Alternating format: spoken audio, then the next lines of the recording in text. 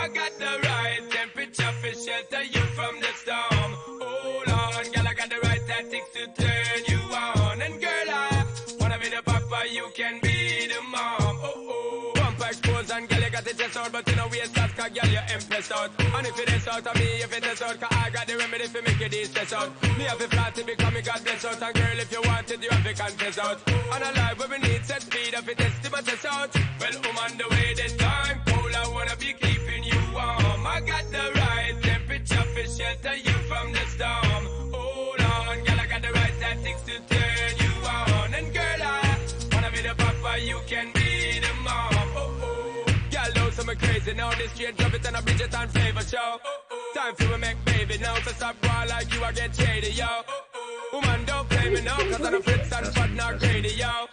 My loving is the way to go, my loving is the way to go. Well, on the way, the time cold, I wanna be keeping you warm. I got the right temperature for shelter you from the storm.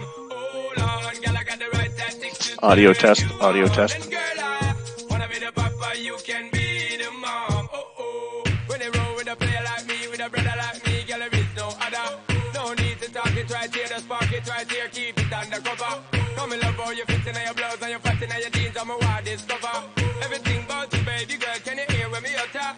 Well, I'm on the way, the time cold, I wanna be keeping you warm. I got the right temperature for shelter you from the storm. Hold on, girl, I got the right tactics to turn you on. And girl, I wanna be the papa, you can be the mom. Because the girl them broke out on the floor from you don't wanna work this performer. From you don't want a man where can't turn you on, girl, make I see you when them upon ya. Can't stand for the long, nah, eat no yam, no steamed fish, nah, no green banana. But down in Jamaica, we give it to you hot like a sauna. Well, I'm on the way, the time cold, I wanna be keeping you warm. I got the right temperature for shelter you from the storm.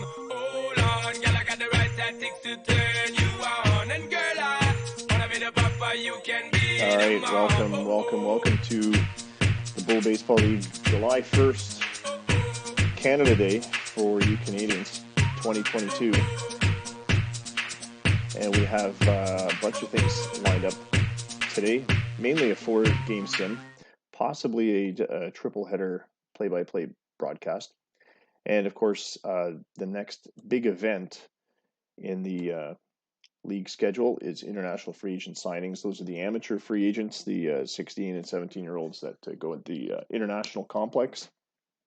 And I don't have any idea who they're going to be. It's completely randomly generated, so we'll find out who they are, if there's any worth bidding on, and blowing your budget, I guess. Anyway, Sean Paul brought us into this edition of the Bull Baseball League because we finally had some good temperatures. So I put on temperature from Sean Paul. Not everyone's cup of tea, but certainly suits the moment. All right, and we're just drumming up some viewers here. See if we can get the viewer numbers up by posting our usual hellos and whatnot.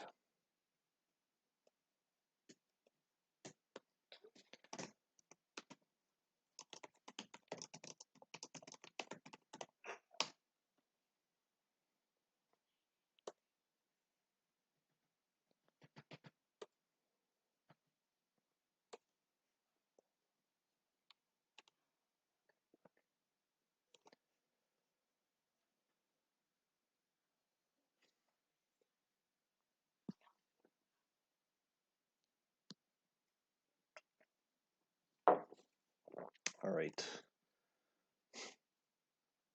Hey, we got a couple people in already. Good stuff.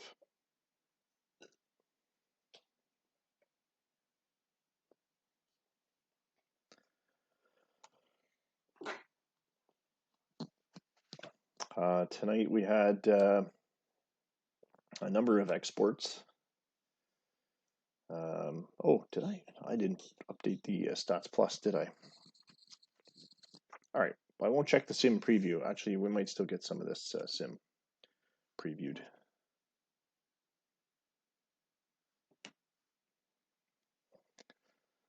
Toronto was on a 6-game losing streak. They were going to host Milwaukee. They actually swept Milwaukee, I think. But July 1st matches, the two mentioned on the Stats Plus, California is hosting Calgary, and they're fairly even for the season, 4-3 for the California titles. So far in the 7 games they've played. All time, the titles have the slight edge, 41-39, which is impressive, as the Inferno were actually doing quite well at the beginning of the season. The other July 1st series that's mentioned on the Sim Preview online is Ohio hosting the New York Dragons, and I believe we're going to probably do that as one of our broadcasts tonight. That's a great series to do. Hey, Anakin's in. Good stuff. Good to see you, Anakin.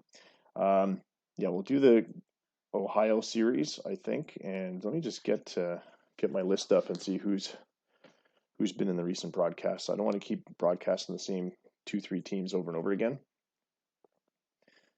but I do try to reward the teams that actually come in, export and whatnot.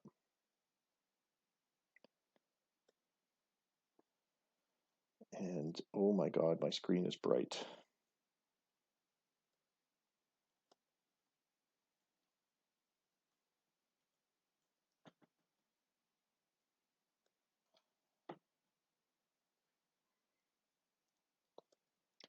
All right, changing the screen brightness there.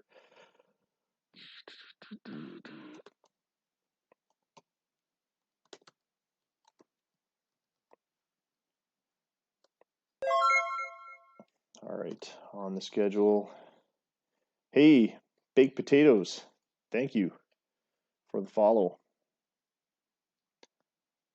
Or potats, I guess. Hey, Scott made it in. Welcome, welcome. Cheers to that. If you beer me tonight, you'll see me take a sip of my wine. The beer's giving me the fizzies these late night hours. We're just going over the schedule. I'm just trying to get that on the screen and figure out who the first broadcast is going to be tonight.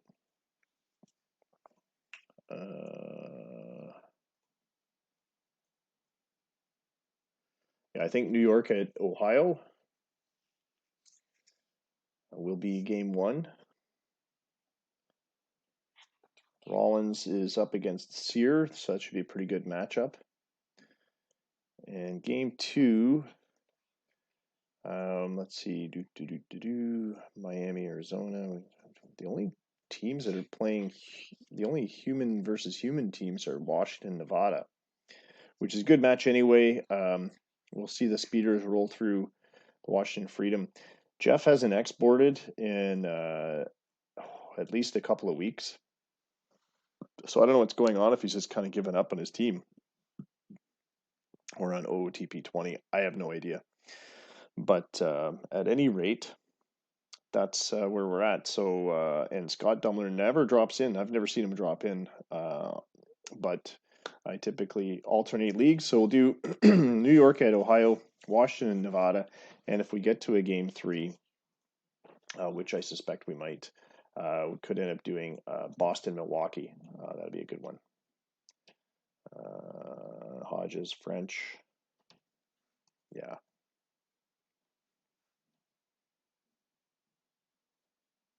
Yeah, that's what we'll do. All right, so without further ado, your commissioner, yours truly, Ray Morrell, will import the files.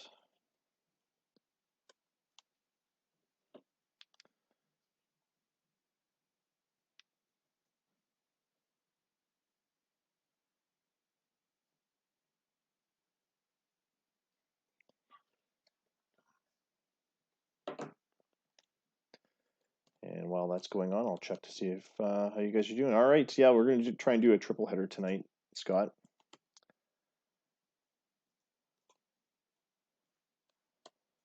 And team files are in. Good.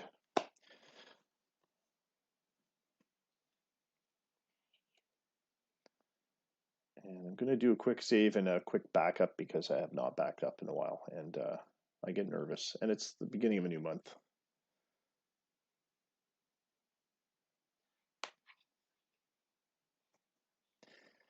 I'll announce some of the All-Star results too, or changes in the All-Star if there's changes in the voting.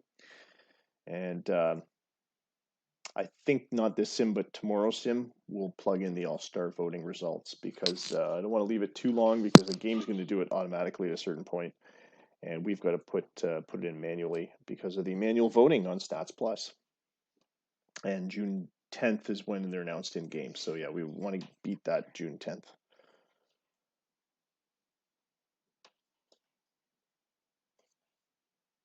All right.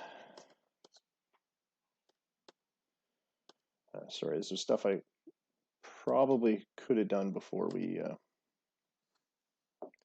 started the broadcast. So how's everyone doing tonight? Hopefully you had good weather like we did here in Hamilton, Ontario.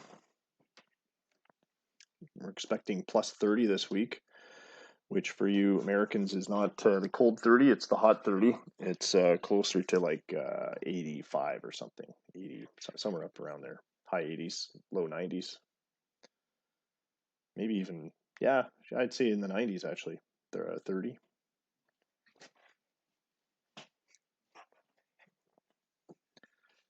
Good. Yeah, wow, Georgia's always hot, so that's the default. If it's anything but hot, then it's probably not great. So if it's great, it must be hot. I like hot weather.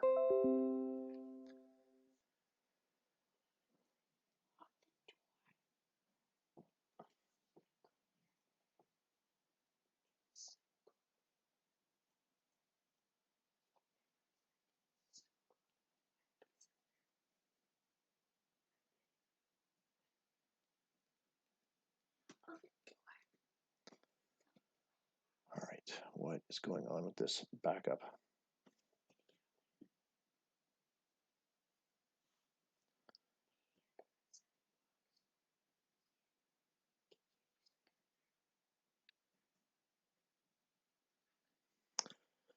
Baked potatoes, you're in New Jersey, eh? Nice. 60 and rainy. Well, that's better than some of the weather we've had here.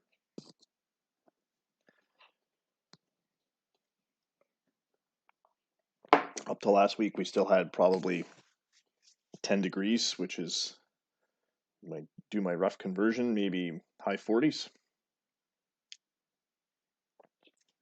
Oh, all right. Gotcha. Yeah, well, you're going to watch your game tonight. You're going to watch them play Ohio. I don't know if Dylan's in yet.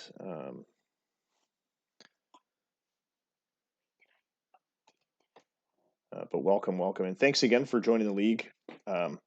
Glad you came in.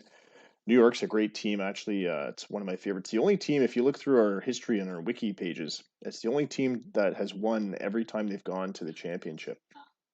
They've gone 5 times. They've won all 5 times, so they have the most championship team wins, and they've never lost in a championship series in the finals. So that's why I like the Dragons. Formerly the New York Minutemen, of course, named for the famous Minutemen that warned of the arrival of British, which really, I know that happened around Boston, but New York was, at least the counties around New York were fully involved in the Independence War. I understand the history of the War of Independence, and it was, while the cities were basically British, and the counties, the rural areas were where the rebellion was fought.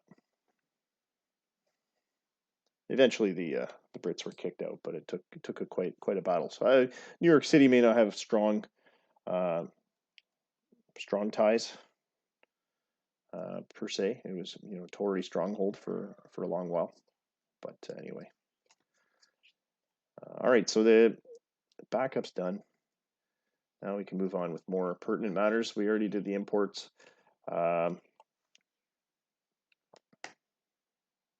Before I forget, I got to get the Stats Plus going in the background.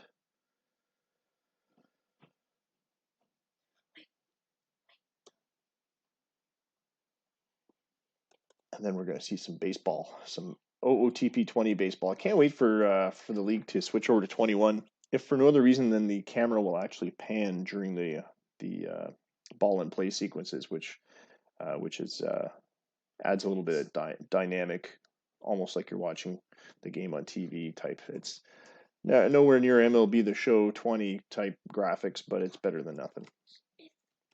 All right.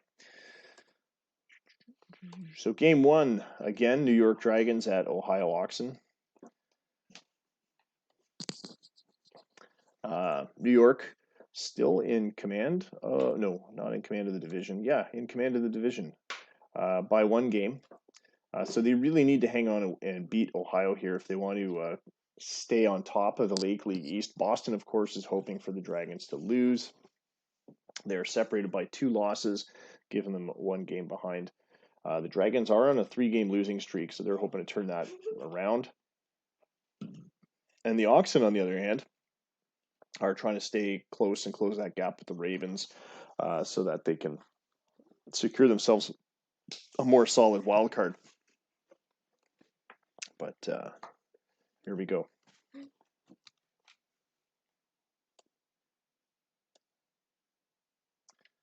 Steve Rollins on the mound for New York. Nick Sear on the mound for Ohio. Oh, my hat's somewhere. Not here right now. But I do have my glass of vino. So tonight's game, first game, is coming at you from the Ox Ranch in Cincy, the home stadium of the Ohio Oxen, where 45,689 fans are in attendance. Simulated fans are in attendance. Partly cloudy skies in Ohio, 78 degrees on the border between Ohio and Kentucky. The wind's blowing out to left at 10 miles an hour. And the Dragons are going to put up, well, let's take a look at their lineup. I haven't seen their lineup in a while. I think we've only broadcast 1 or 2 other games. Linwood Sheffield is stepping up to the young 23-year-old, stepping up to be the leadoff guy. He's only got 43 at-bats, but an impressive 302 average and an 817 OPS. Oh, okay, Cubby's here. Thanks for the beer me, Cubby. It's wine, but I'll still respond to the beer me's. Ricky Sandoval batting second, Electricity batting third, Alex Viramontes, formerly of Brandon's team, the Admirals, batting fourth, Garcia, center fielder, batting fifth, Galloway, the catcher, batting sixth, Manny Davila, batting seventh, the DH, Matt Port, batting eighth, third baseman, 0 for 6 against Nick Sear, and Ohio's hoping for more of that. Nick Barteau is batting in the ninth. Steve Rollins, 9-3, as I mentioned, on the season. 1-1 so far this season against the Ohio Oxen with an 8.18 ERA and 4.51. 8.18 ERA against Ohio, 4.51 on the season, 1.37 WHIP. So some fairly good numbers. I don't know whether he's going to be competing for a Sandy Koufax award. That's probably Knuckles Malone's exclusively. But we'll see how it goes. Steve Rollins usually second in the voting for that award. And they do, according to the OSA matchups, have the better pitcher. Ohio Oxen putting Matt Gibson up in the leadoff spot. Craig Gnarly, who does quite well against Steve Rollins, batting second, followed by Florian Leroy, batting third. Also tees up against Rollins. Corny Mays has been another one that has lit up Rollins.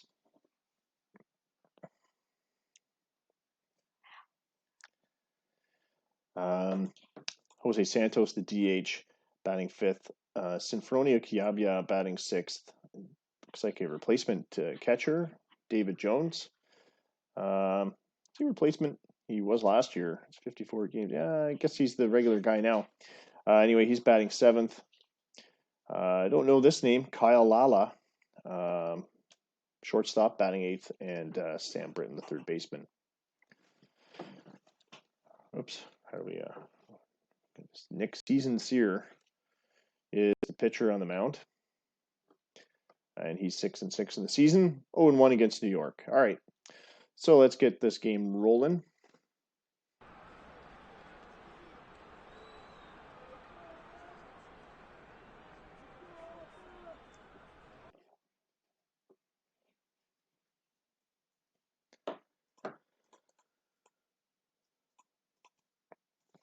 being under partly cloudy skies means we shouldn't get rained out. And here we go. Linwood Sheffield batting from the left-handed side. First to tee up against the mustachioed Nick Sear. And the game is underway. It's 7:05.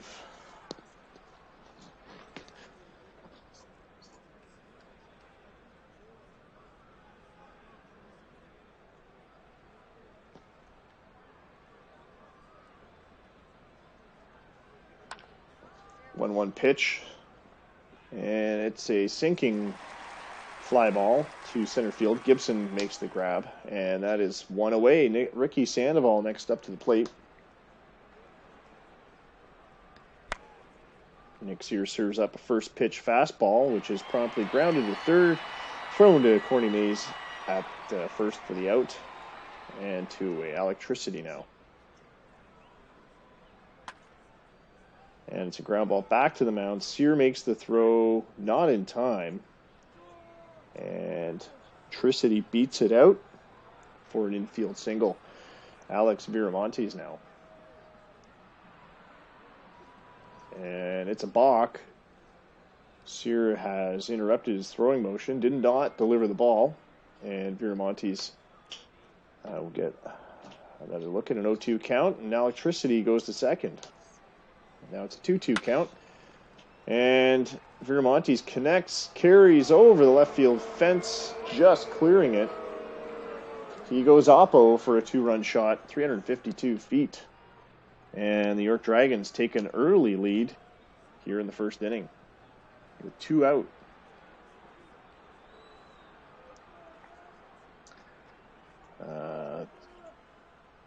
Adrian Garcia now up with 2-away. And it's a fly ball to right. This one's not going to make it quite as far as that last one. And Florian Leroy makes the out. So 3 outs, but New York jumps to an early 2-0 lead. Go to the bottom of the first. Matt Gibson will lead it off for the Oxen. Steve Rollins is going to try and turn up the heat here. Second in the League in wins. First in strikeouts. First in innings pitched. And I expect more strikeouts tonight. Here is a infield pop-up to short for Gibson. 1 away. Craig Gnarly now up to the plate. Full count.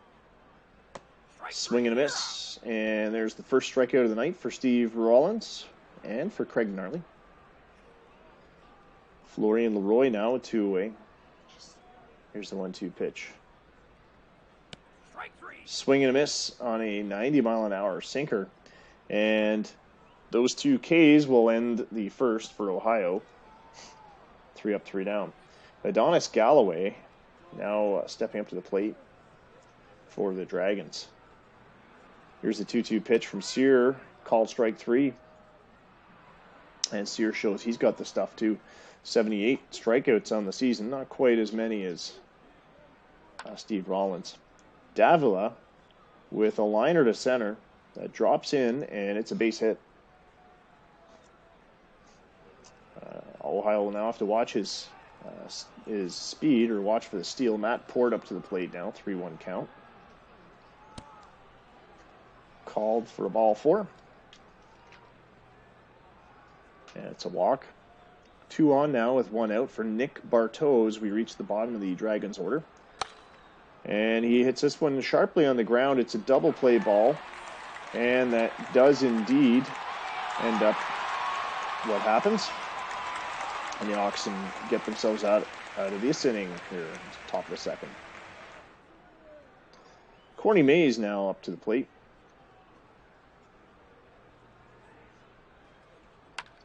And the big slugger taps one on the ground to third. It's a ground out, 6-3 put out. Jose Santos now. The DH batting from the right side. And he connects for a line drive that bounces into left field. First hit of the game for Ohio. Sinfronio Kiabia now up to the plate. 1 out, 1 on. connects to short. It's going to be a double play ball, but Kiabia beats the throw amazingly as that ball seemed to hit bullet time and slow right down.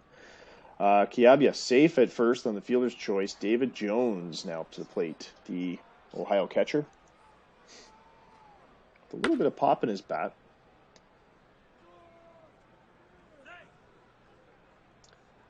Ground ball to first. An infield hit.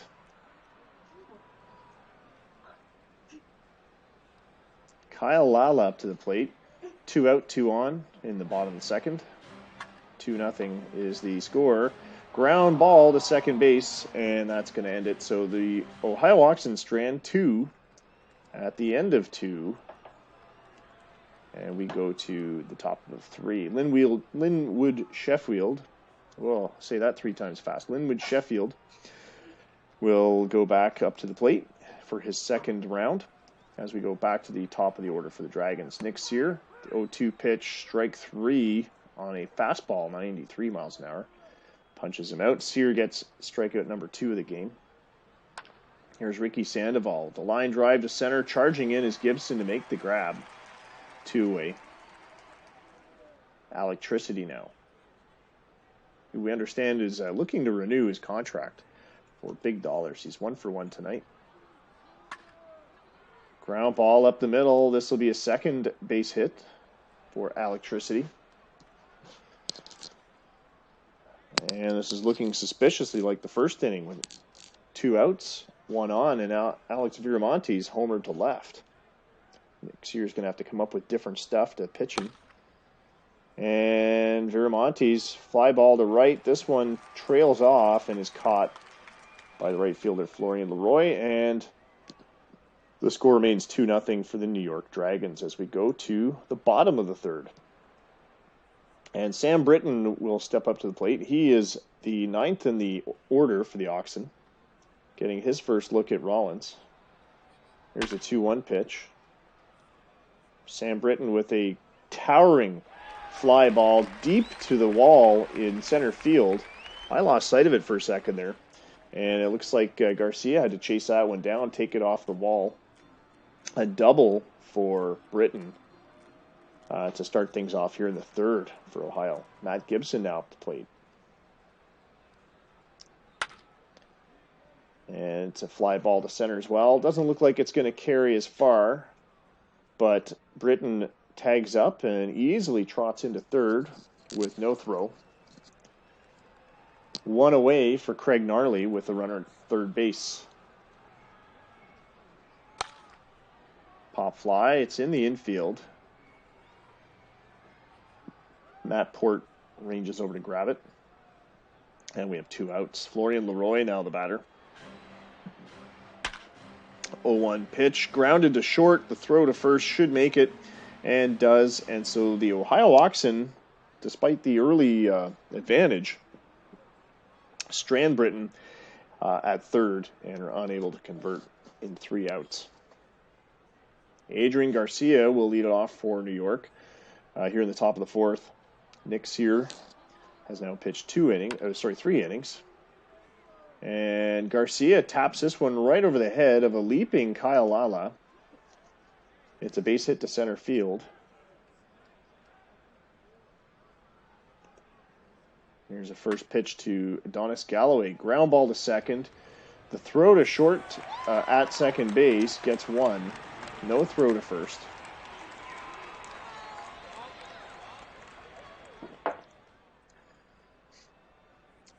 And Galloway with the infield hit, or I guess rather a fielder's choice. Now at first with 1 away, Manny Davila up to the plate. He singled in his first at-bat, and he gets another single here as he puts that one on the ground, sends it to center field.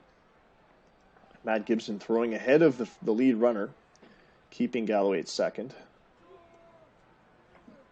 And here is Matt Port, who promptly flies out to left. The runners will stay put.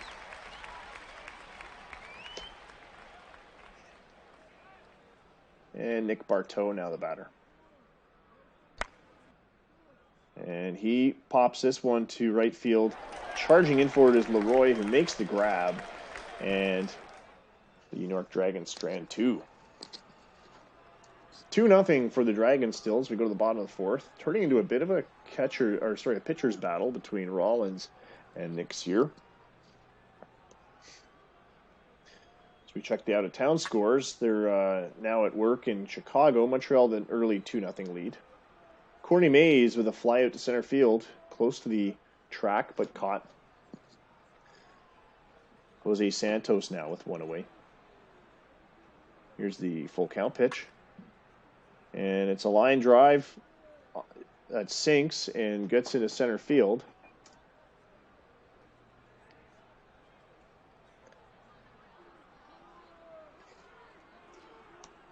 Base hit for Santos. Sinfroni Okiabi at the plate.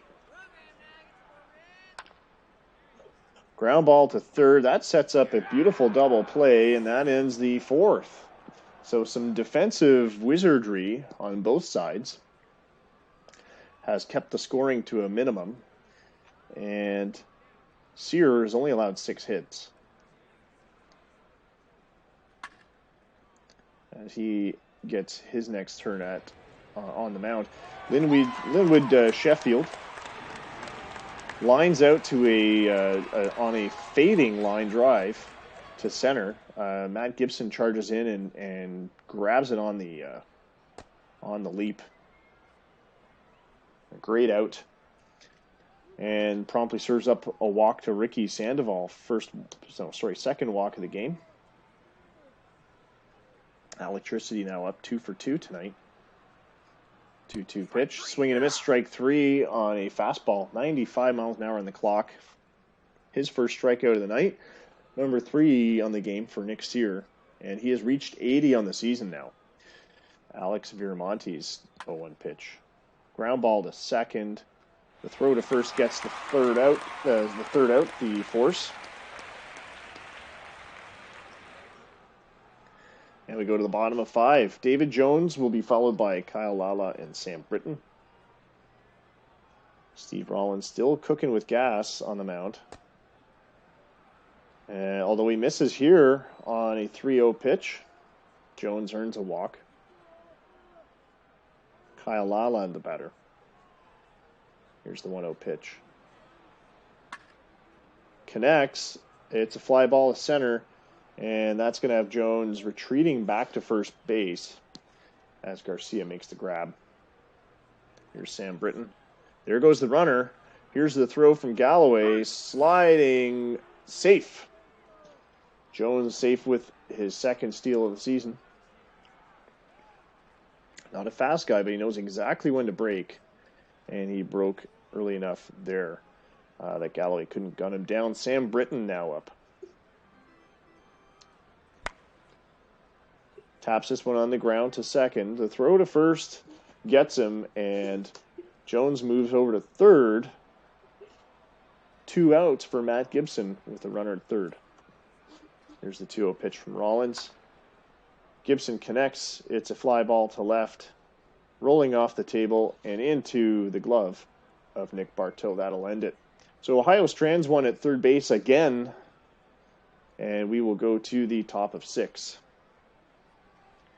Adrian Garcia with his third at bat against Nick Sear. Full count to Garcia, and Garcia draws a walk.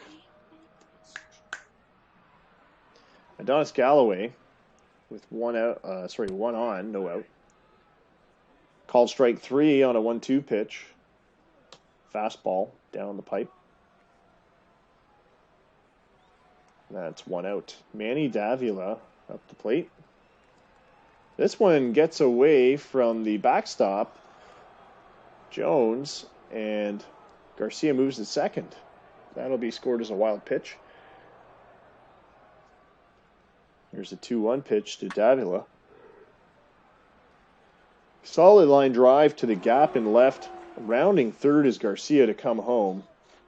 It's a double for Davila. He chases, who slides in, but he is safe at second.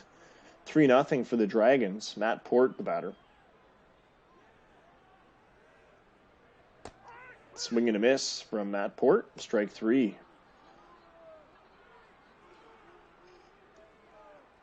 Sear trying to contain the Dragons here. Ground ball to short. Induced the third out, and that gets them out of the inning with just 1 run let in. And it was on a solid hit that was delivered by Davila, scoring Garcia from second. 3-0 as we go to the bottom of the 6th. Craig Gnarly now up. Ground ball to second. The toss to first gets him. And Steve Rollins seems to be in some amount of pain on that last pitch. There seems to be something going on with his right shoulder.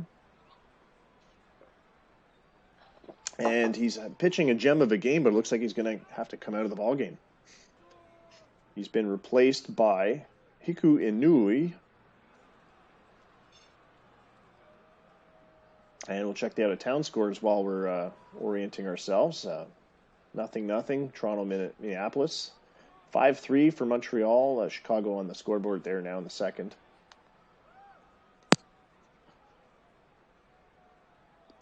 St. Pete's and Seattle will be starting at 10 o'clock. Calgary and California starting at 10:05. 10:05 start for Nevada and Washington. Boston with a 5-0 lead over Milwaukee. And they're going into the third. All right, now we've been updated. 3-0 count to Florian Leroy, who draws the walk. Misses outside, ball 4. Corny Mays, the batter, with 1 away. Leroy at first. Leroy breaks for second. Here's the throw from Galloway. Safe. 9th stolen base of the season for Leroy as he dusts himself off. Corny Mays now with a full count. Swings, and this one's going to be caught by the shortstop. Sandoval, who had to range out into left field, shallow left to grab that one. Leroy stands pat at second, 2 away. Jose Santos, the batter. Swing and a miss, and Santos strikes out for his first time tonight. Hiko Inui rings up his first K. We'll check on injury status. Excuse me, of Steve Rollins a little bit later. You guys are keeping me up. Linwood Sheffield, the batter, leading it off for New York here in the top of the 7th. And that is a foul ball over to an infield foul to the left side. Sam Britton grabs that one for the first out. Ricky Sandoval, the batter now. Here's the 1-0 pitch from Sear. Swung on, ground ball, diving for it is Britton, who makes the throw to first. It's an overthrow. Mays bobbles it, but Sandoval is going to stand pat at first. Error scores to Mays. Electricity now up 3 for 2 so far at the plate tonight. But he swings and misses here for his second, I believe that's his second strikeout of the night. Nick Sear rings him up again. Alex Viramontes now. And he homered in the first inning to put the Dragons up 2-0. He gets a towering fly ball here, but it's not going to be over the fence. Caught by Gibson in center field. And it's 7th inning stretch time.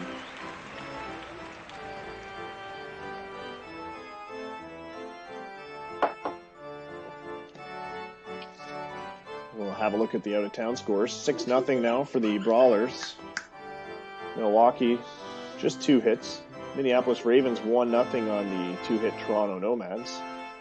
All tied up in Chicago, 5-5 against Montreal. And they've just started in Arizona.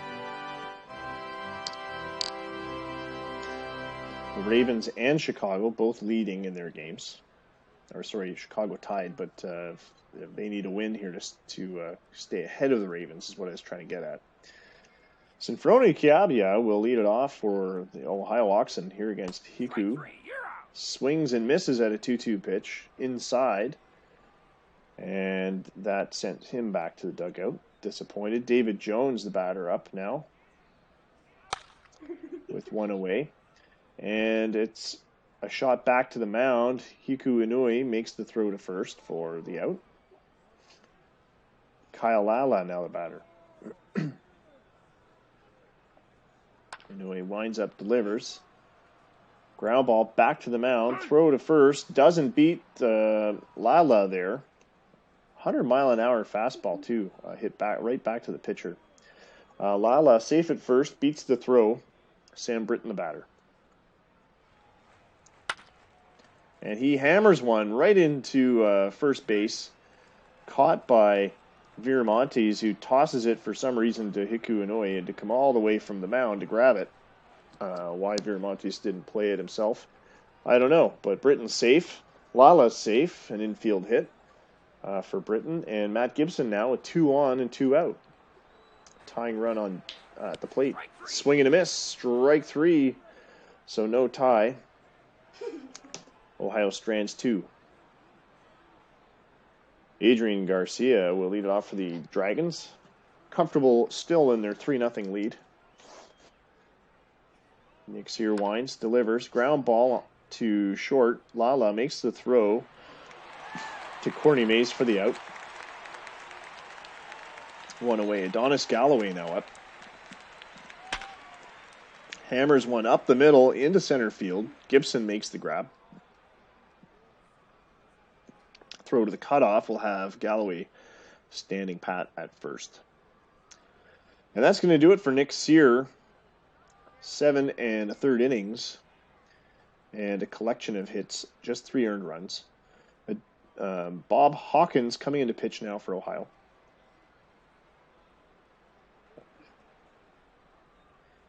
And Manny Davila at the plate. He walks him on a ball 4. Galloway moves to second. The slower runner leading. Matt Port grounds to first. They get one at second base. They get back to first for the double. And that is some fantastic fielding to get Ohio out of what could have been a tricky situation. They were already down 3-0. They did not want to allow any more runs in that inning. Bottom of the 8th, Craig Gnarly. He'll be followed by Florian Leroy, Corny Mays, and Jose Santos if he's lucky enough to get up. And this is the heart of the Ohio order. They're looking for some power here. Ground ball to second. Gnarly doesn't make it out of the infield. The throw from Electricity, formerly an Ohio Oxen player, gets him at first. Florian Leroy at the plate. First pitch from Hiku Inui. And he grounds this one out to Electricity as well. Gathers it and tosses it to Viramontes at first for out number 2. Corny Mays now the batter. 10 home runs in the season. 252 is his average. He's had better seasons and certainly better games. 0-3 today. Here's the 2-0 pitch. And it's a liner to right, but it's right into the glove of Sheffield. And that is a 3-up, 3-down inning. Top of 9 now. Dragons looking for at least another run here for insurance. And Barteau with a towering fly ball to left. But it's caught. Linwood Sheffield now up. Here's the 0-2 pitch. Swing and a miss. Strike 3. Rusty Rowe on the mound now for Ohio. Usually in the closing role. But he's hoping to shut down New York here and give Ohio a chance to catch up. Ricky Sandoval now, the 0-2 count. Swing and a miss, strike 3. Scott, you're back. Oh, and a beer me. It'll be a wine me.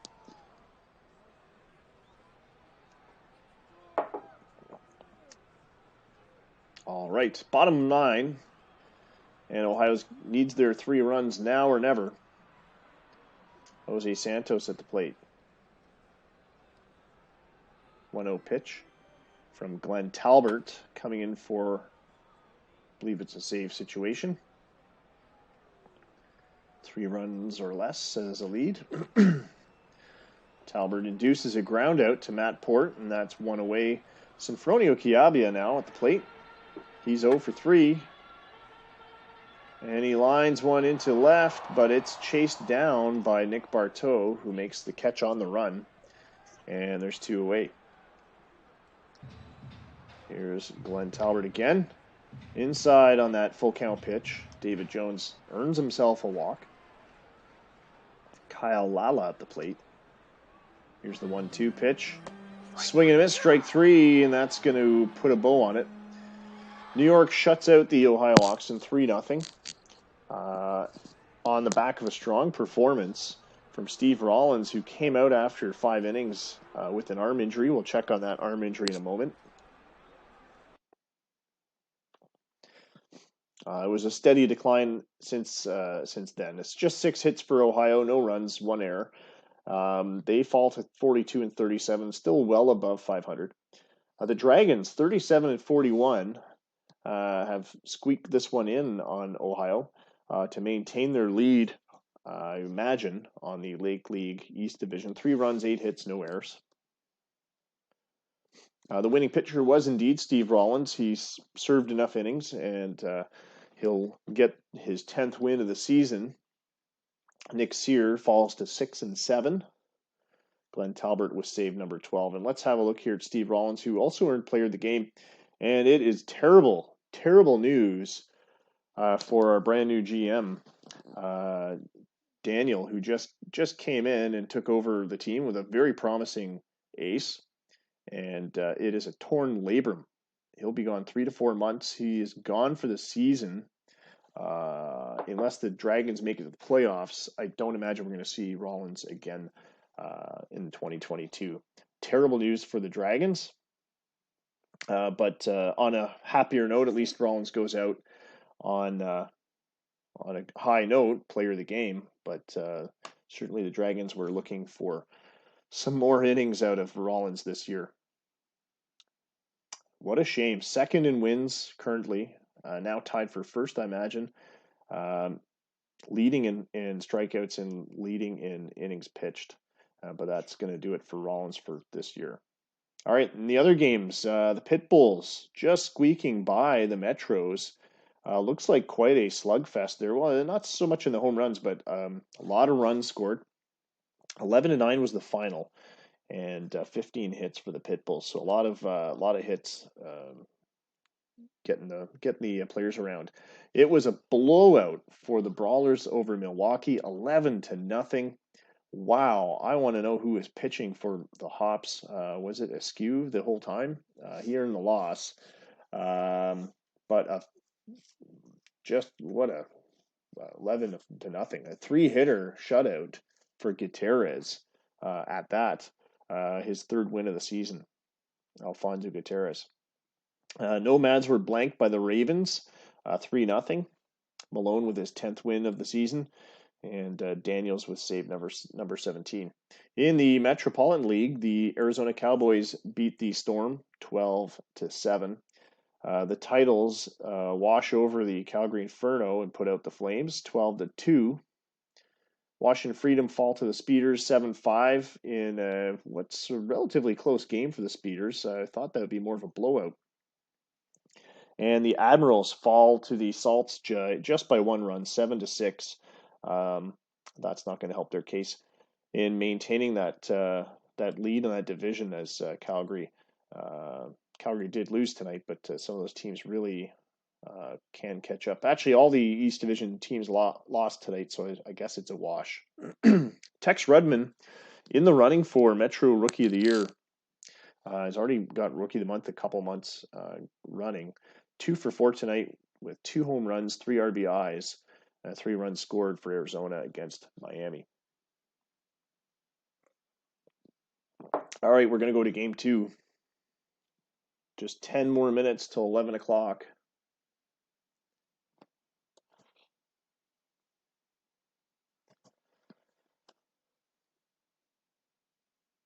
And we're going to see if we can fit in 3 games tonight.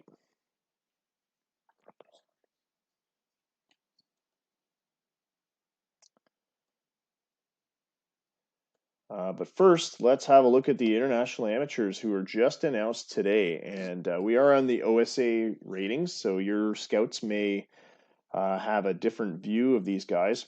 And it looks like a pretty mediocre year, actually. I'm not overly blown away by this roster of international amateurs. Mario Gutierrez looks like a first baseman, 16, bats left, throws left, 3.5 stars rating by OSA scouting. I can't change the scouting at the moment. But some decent power potential. Luis Rodriguez as well, another Dominican, decent power potential as well.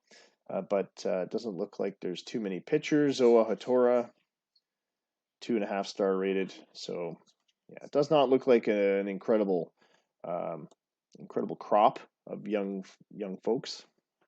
So maybe we're not going to see as much spending this year. All right, and we're going to do a Metro League game now. And I think the only one that has two human teams, GM teams playing against each other is Washington and Nevada. We haven't done a Nevada game in a little while, I think. So the Freedom roll into Nevada for game 2. Jim Koch on the mound for the Nevada Speeders. Washington Freedom, the visitors. Jeff Brabant has not popped into update or export in a while, so I'm not sure what his roster's looking like. He may have some injuries that are not tended to. But Nathan Grosset's going to take to the mound for the Freedom. He's 1-8 on the season. 11.01 is his ERA. His one win of the season is against Nevada. So there's that, I guess. That's promising. Pretty familiar names through their batting order. Buccio at the front there. He's done quite well against Koch. Aquino batting second. Glenn Reese batting third. He's done well against Koch as well. Grasso batting cleanup. Benitez in fifth. So it's a fairly standard lineup for the Freedom. Nevada Speeders, Scott Dumler's team has Danny Sanchez as per normal leading off. Nate Kavanaugh batting second, Georges Henry batting third, Yamada batting fourth, Jim Leahy batting fifth. I think that's a promotion. He was batting seventh earlier. Yang Yin is batting sixth. TK Yang batting seventh. Those two were definitely higher up in the order earlier in the season. Juan 2-3 batting eighth, and Ron Osborne, the catcher, batting ninth. Jim Koch is 9-2 in the season with a 3.46 ERA. 134 whip, 2-0 against Washington. So I'd say they've got the better of the lineups tonight. But we've seen some upsets. We are in the Speeder Dome in front of 46,221 fans, and it is now July 2nd on the schedule. So let's get rolling.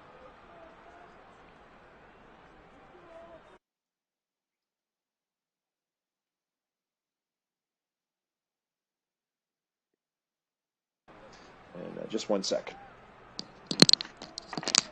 Way too dark in here. I think I can even see me. So I guess I gotta turn the lights up.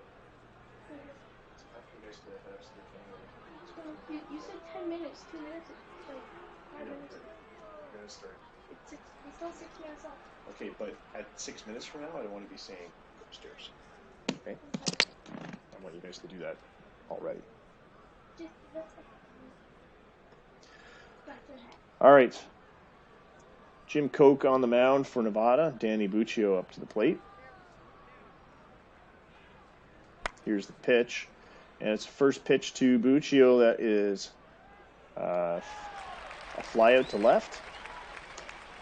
Caught by Yamada, and that's out number 1.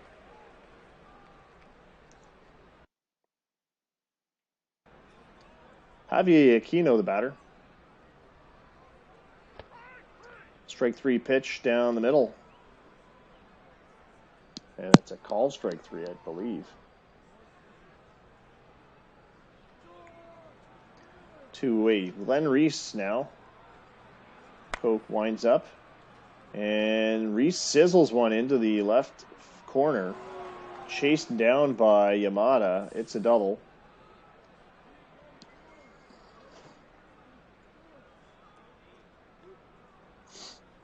And with 2 out, Jason Grasso now up. And it's a dribbler back to Koch at the mound, who makes the throw, not in time. Glenn Reese moves to third. And Washington Freedom showing some flashes of speed here. Javi Benitez now up. And he rockets one deep to right. It's carrying. It's gone. A 3-run shot for the underdog, Washington Freedom, the worst team in the league right now. And they are up 3-0 on the Nevada Speeders, the best team in the Bull Baseball League right now. That deserves a swig of wine. Oliver Lovelass up to the plate. 13-8 is the score for Ohio over New York currently. Making up for that shutout loss on the first game. And that's it. The side's been retired. We go to the bottom of the first here for Nevada. Danny Sanchez leading it off. 2-2 pitch from Nathan Grosset. St. Pete's with a 1-0 lead early against Seattle. As Sanchez is struck out. Nate Kavanaugh now steps up to the plate. Here's a 1-0 pitch. Ground ball to second. Throw to first. Retires him. 2-away. George Henry now up. 10-0 for Milwaukee over Boston, as they're trying to shake the Game 1 result as well. Is that 12? Was it 12-2, I think, in Game 1? George Henry goes yard to left. It's into the stands. And Nevada answers with a home run of their own. Took a first pitch, looked like a fastball, and just rocketed. Chitoji Yamada now up with 2 outs. Here's a full count pitch from Grosset. And he goes to right, but it's not going to be long enough. Caught by Jason Grasso for the out. So the Freedom still leading 3-1. Nevada on the scoreboard, though. Toronto Nomads with a 5-2 lead over the Minneapolis Ravens. Chicago leading 6-2 in the 7th. Blake Walker up against Jim Koch here in Nevada. And Walker singles to center. What a hot season he's had. 22 hits and 52 at-bats. Batting average puts him over 400. Roy Kane's now the batter. Blake Walker at first base with no outs. But this will set up an easy double play as Canes grounds to a waiting TK Yang at third base, right, playing close to the line. And that was a double play ball. Andy Gibbons, the batter, with 2 away. 3-0 count. Draws the walk on the inside, ball 4. Low and inside. Danny Buccio now with Gibbons at first, 2 away. Here's the 1-1 pitch. Ground ball to short. The flip to second should get the force, and does, and that is the ball game. Sorry, the ball game. That is the end of the top of the second. Jim Leahy now up as the clock has rolled over to 11 o'clock Eastern Time. Jim Leahy singles to right. That's his 100th hit of the season. Yang Yin now up, the leadoff single.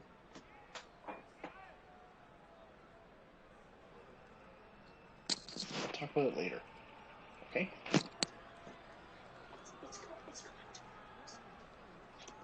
Yeah. Full count to Yang Yin. And he sends a line drive to right. Caught by Grasso. Leahy must retreat to first. TK Yang now the batter. 1 away. Still trying to advance that runner, and this one's going to do it. A line drive to the gap and left. That's got Leahy going for third. Is he going to try for home? No, he holds up. Stand-up double for TK Yang.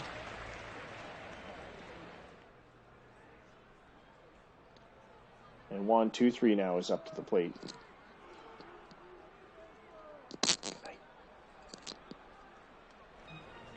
1-1 pitch. Fly ball to left.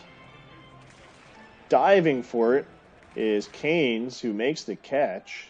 2 out. And that one, wow. Might have prevented a run from scoring. Leahy's not fast, but had he got past Canes, then you could probably see 2 runs coming in there. Ron Osborne now up to the plate with 2 away. 2 runners in scoring position. Ground out to second should end it. And it does, and that's going to strand 2 runners as we go to the top of the third. Arizona Cowboys now leading Miami 3-1. No score in the California game. St. Pete's Admirals leading Seattle 2-0 now. All tied up in Minneapolis. The Toronto Nomads have lost their lead. They're going into the 8th, 5-5. As Koch gives up a leadoff single to Javier Aquino here in the third. That'll bring Glenn Reese up to the plate. Milwaukee with an 11-0 lead over Boston. Sorry, not Boston. The team they're playing.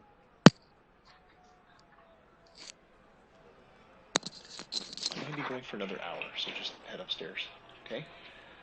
I'll come tuck you in when I get a chance. Good night. Glenn Reese up to the plate.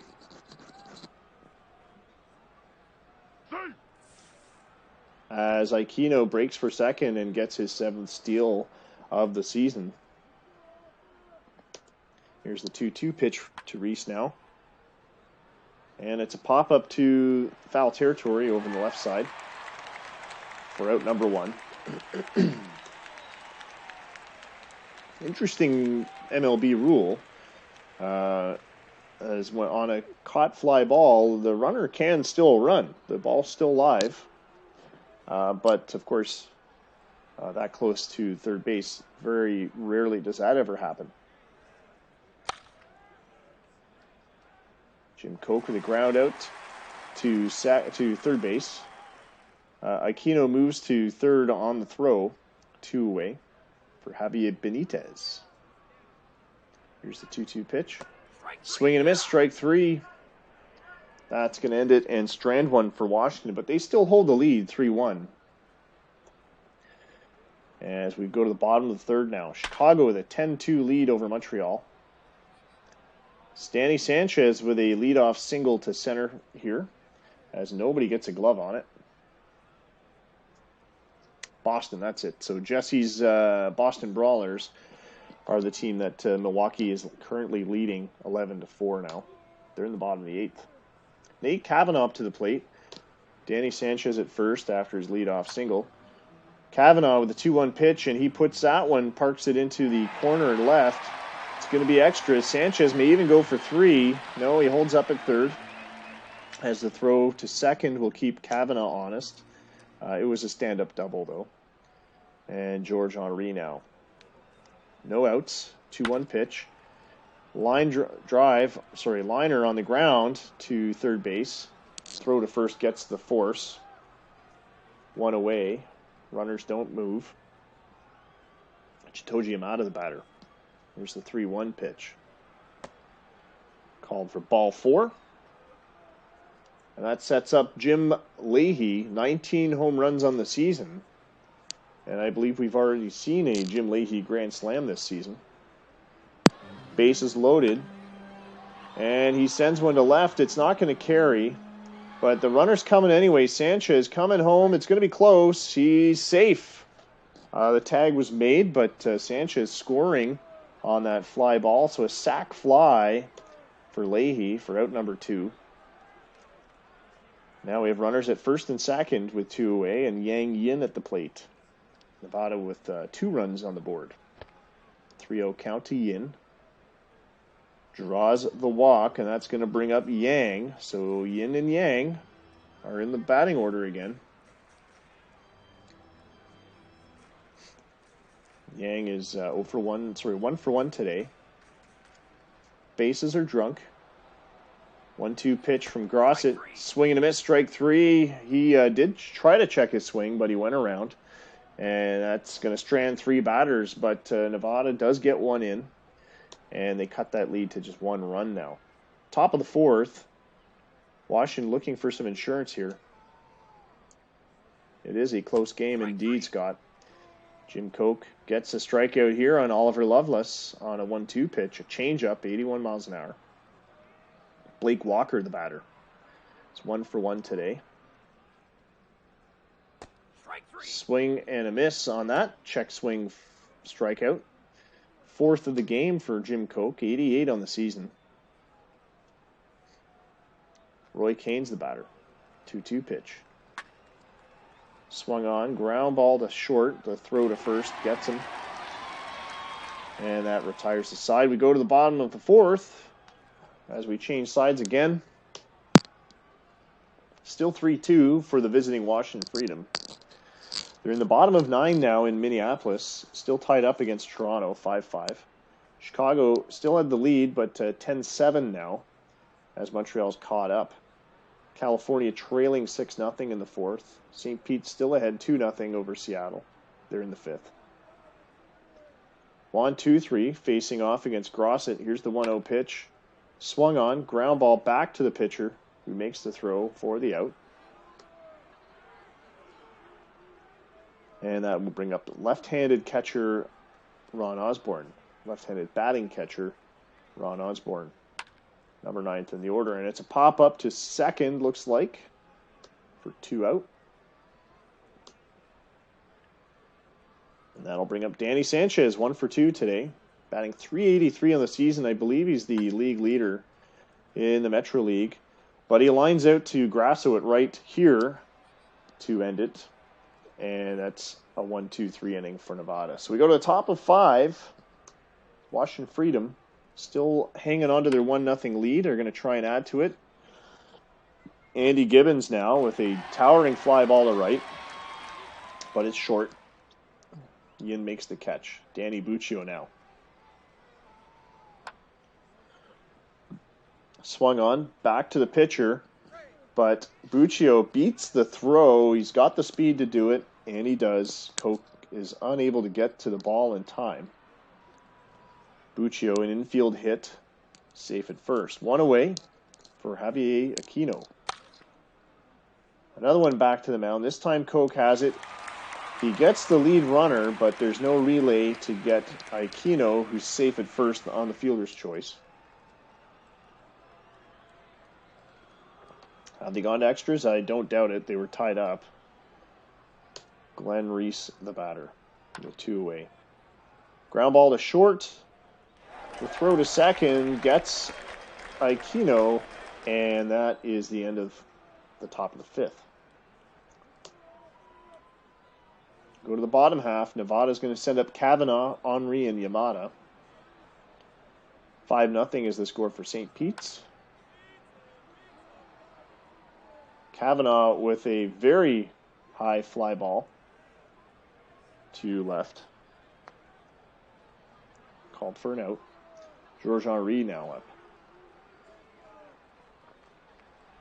Here's the 2-1 pitch from Nate Grosset. Slam to right. It's carrying. It's a goner. 29 home runs on the season. His second of the game tonight. Georges Henry gets another solo shot that gives Nevada the tie. Or should I say ties the ball game. Georges Henry's been on fire. Chitoji Yamada now up. He's got 21 home runs himself. Full count from Grosset. Ball 4. That one missing low. Jim Mr. Leahy, former trailer park supervisor. He sends one into outer space, but it's over the fence. It looked like it was going to drop in just short of the fence, but it makes it out. 20th home run of the season for Leahy. That's a 2-run shot that gives the Speeders a 5-3 lead. And that's going to bring in Jose Ayala to replace the Freedom starter, who actually pitched a decent game until this inning. It was a bit of a pitcher's battle. But it's all starting to unravel now here in the 5th for Washington. Yang Yin up to the plate. Still just 1 out. Nevada's just scored 3 runs on some long bombs. Here's the pitch from Ayala. Line drive up the middle. Yin will be safe at first on that base hit. That'll bring up Yang. California now trailing 8-0. The Admirals with a 5-0 lead. They're in the top of 11 in Twin City Stadium, Toronto and Minneapolis. TK Yang at the plate now, 0-2 count. Swung on, and it's a drooping blooper to right for a base hit. Yin goes to third. Runners at the corners for Juan 2-3, former Ohio Oxen player. 14 home runs in the season.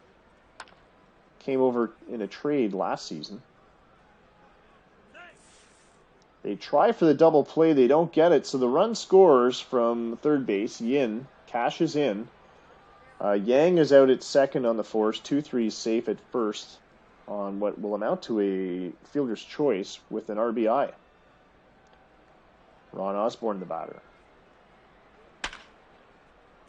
And he launches one up the middle to center, back to the track. It's caught by Buccio, who's leaping for it right near the fence. So some dramatic outfield work by Danny Buccio to prevent more runs. But it is 6-3 as we go to the top of the 6th.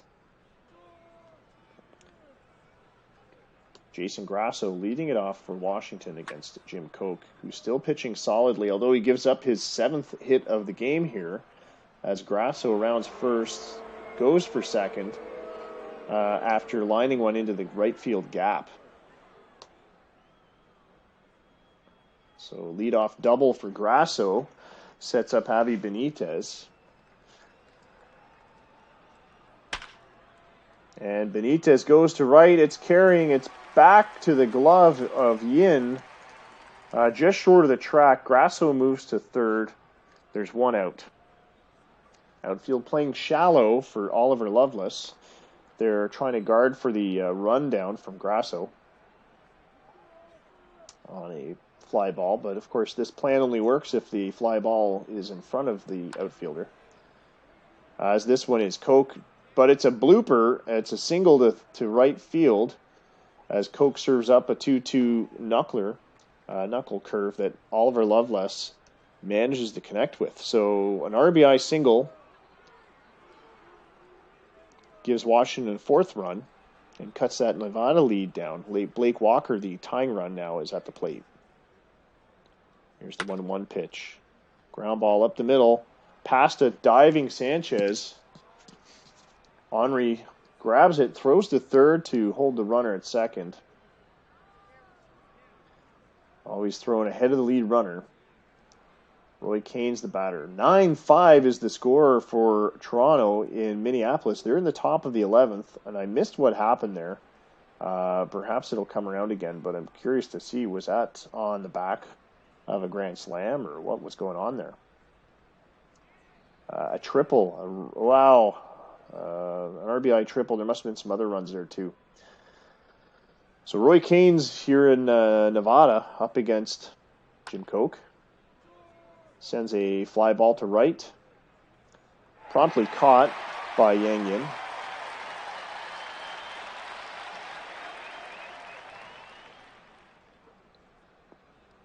Two away.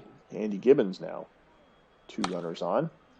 Ground ball back to Koch. The throw to first gets him, and that retires the side. We go to the bottom of the 6th.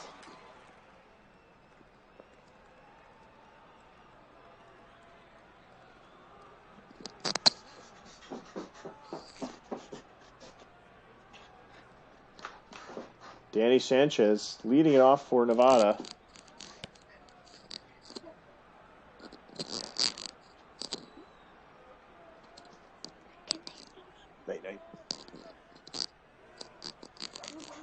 Sanchez leading off for Nevada. Gets a free ride to first as Ayala misses a 3-0 pitch. Kavanaugh now up.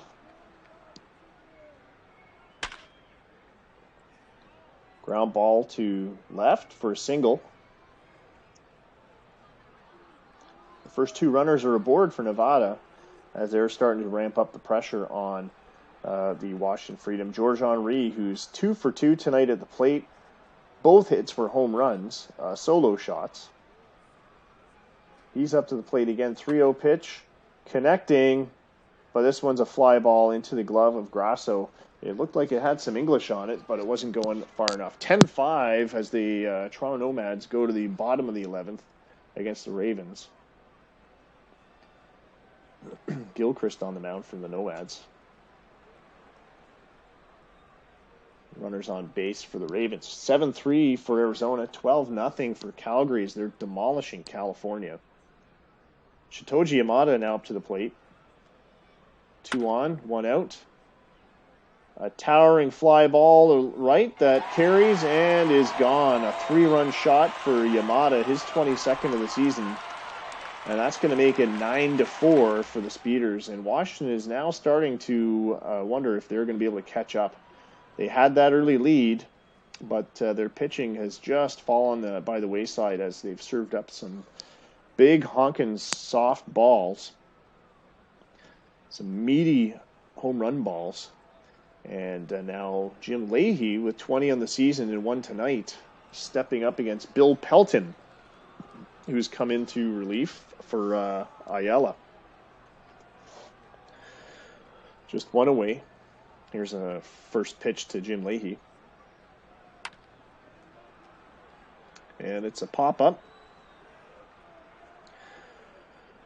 Loveless shakes off Aikino and grabs that one for out number 2. Yang Yin now up to the plate. Here's the 1-1 pitch from Pelton. Yang Yin grounds it to third. The long throw across the diamond makes it in time. And that ends the inning. But a big inning for the Speeders. 9-4 as we go to the 7th for the home team. Danny Buccio up to the plate. So we go back to the top of the Freedom order.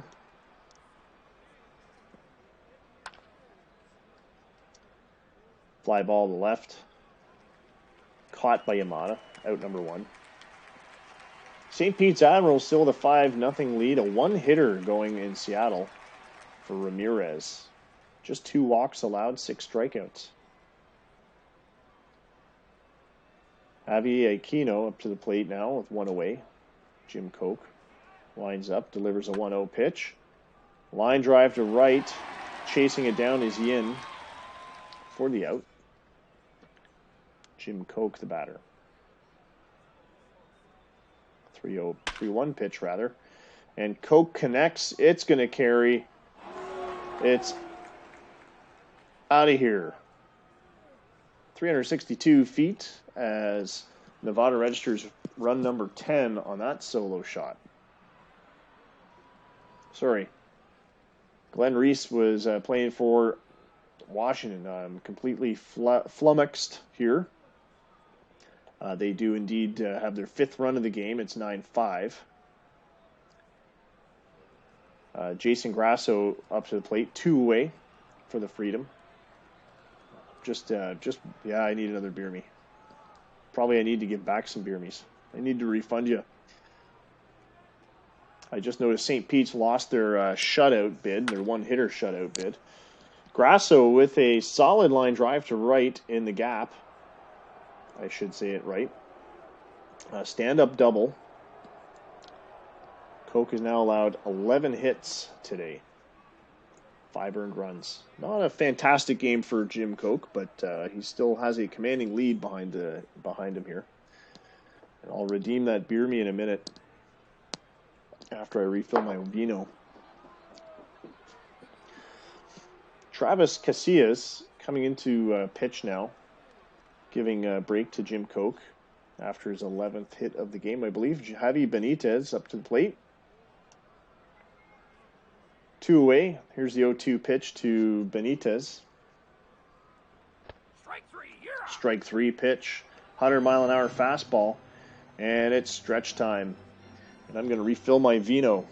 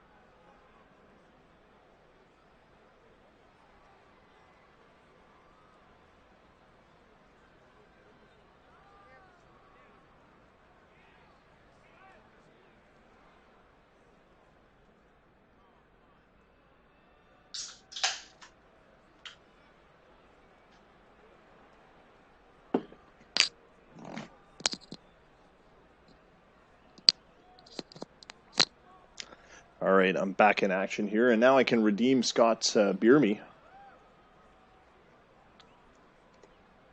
We go to the bottom of 7th. St. Pete's Admiral still ahead 6-1. Calgary leading 14-0 now over California. Those are the last 2 games in action, looks like. TK Yang will lead it off against Bill Pelton. Oh, yes, brought to you by Mill Street Organic, great Toronto brew. 4.2%. It's a little light. I've had this one before on broadcast. I like it. It's good taste. 1, 2, 3. Up to the plate.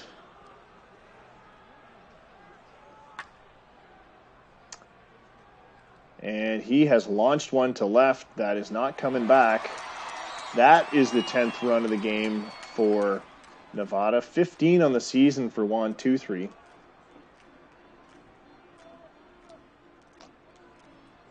His first hit tonight, not his first RBI, as he had an RBI fielder's choice earlier. Ron Osborne now up with 1 away. Speeders now with a 10-5 lead. And he goes yard. A no-doubter that goes to the right field gap, 411 feet, back-to-back home runs for the Speeders.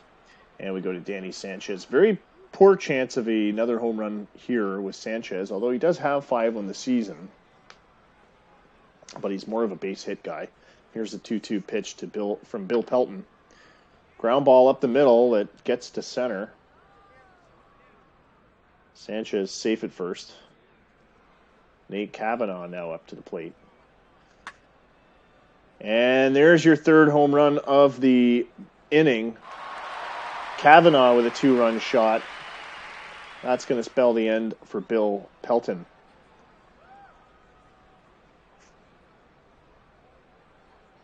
$13-5 is the score.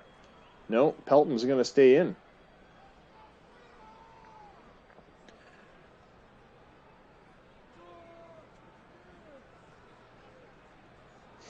Georges Henry now up. 1-0 pitch. Ground ball. He homered twice already, but he's going to ground out to the pitcher here. And that's 2 away. Shitoji Yamada had a home run earlier as well. He's up to the plate now against Pelton. 1-2 pitch. Connects. A fly ball that's going to drop into right for a base hit. And that's going to extend this inning yet even longer. 9-1 for the St. Pete's Admirals now against Seattle. They're in the bottom of the 8th. Jim Leahy with a runner on and 2 out. Swing and a miss. And finally we see a strikeout. Or an out at least. In this case, a strikeout. But it seemed a while since our last out as Nevada really rung up the score there. I lost count. Was that 6 runs? 4 runs, I think, on 3 home runs. Anyway, big inning for Nevada, and that's basically put this game out of reach for Washington. Tony Mariscal up to the plate. He's going to pinch hit. He's batting .237 on the season. .333 as a pinch hitter. And he singles to center here. And that explains why he's been a successful pinch hitter and brought in to the game here. Travis Casillas has allowed his first hit to Mariscal. Now he's going to face Blake Walker. Here's the 1-2 pitch to Walker. Swing and a miss on a 99-mile-an-hour heater.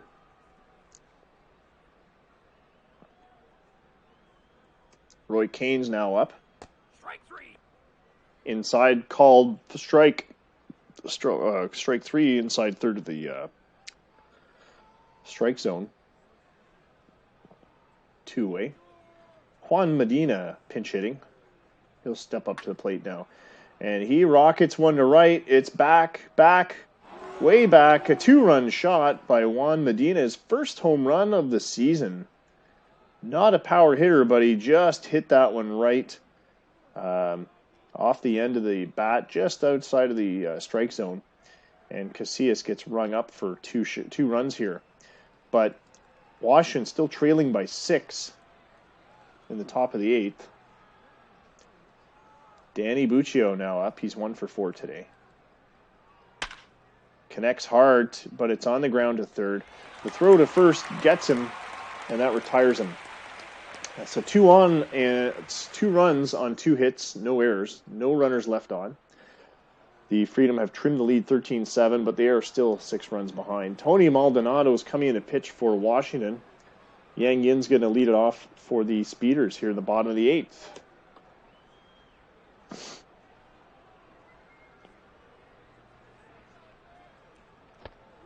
Inside pitch, ball 4 on that 3-1 pitch. A sinker at 91 miles an hour. And Yin takes his free base. TK Yang now up to the plate. And a single to center is going to move him to first and Yin to second.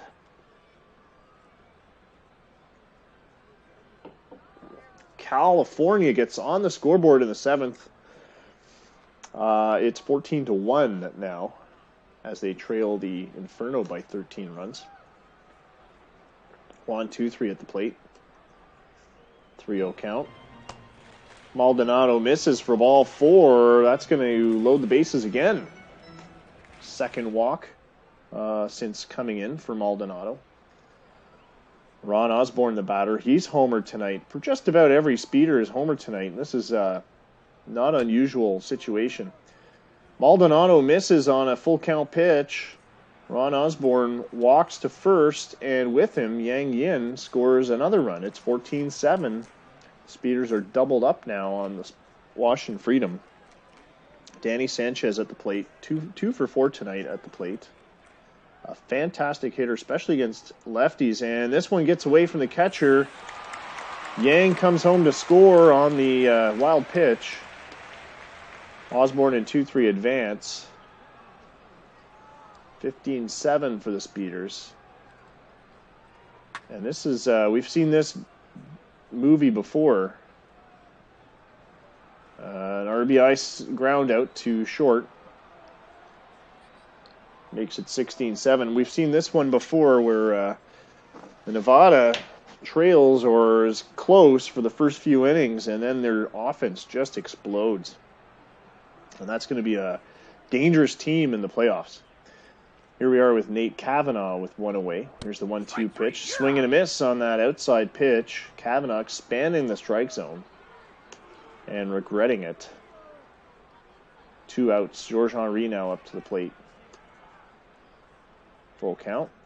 Here's the swing and a miss. Strike 3. Maldonado gets his second strikeout, ending the inning. But 16-7 now as 3 more come in for Nevada. And just dreadful, dreadful pitching is killing the Freedom tonight.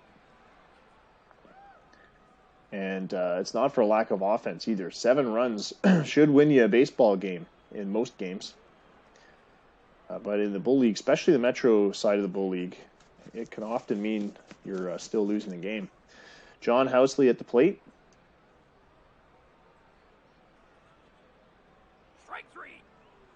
Swung on strike 3, gets away from the catcher. He's safe at first as he runs on down on that third pitch strikeout. So reaching first on a strikeout. An unusual play to say the least. One moment while I plug the laptop in.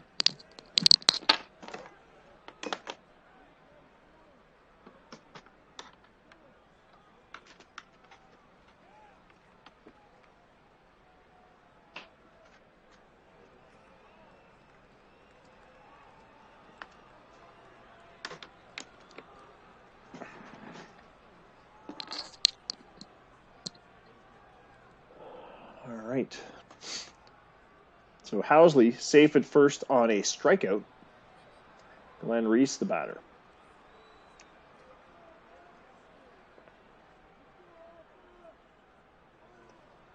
Those drop third strikes will get you every time. Glenn Reese swings on this first pitch. Fly ball to center.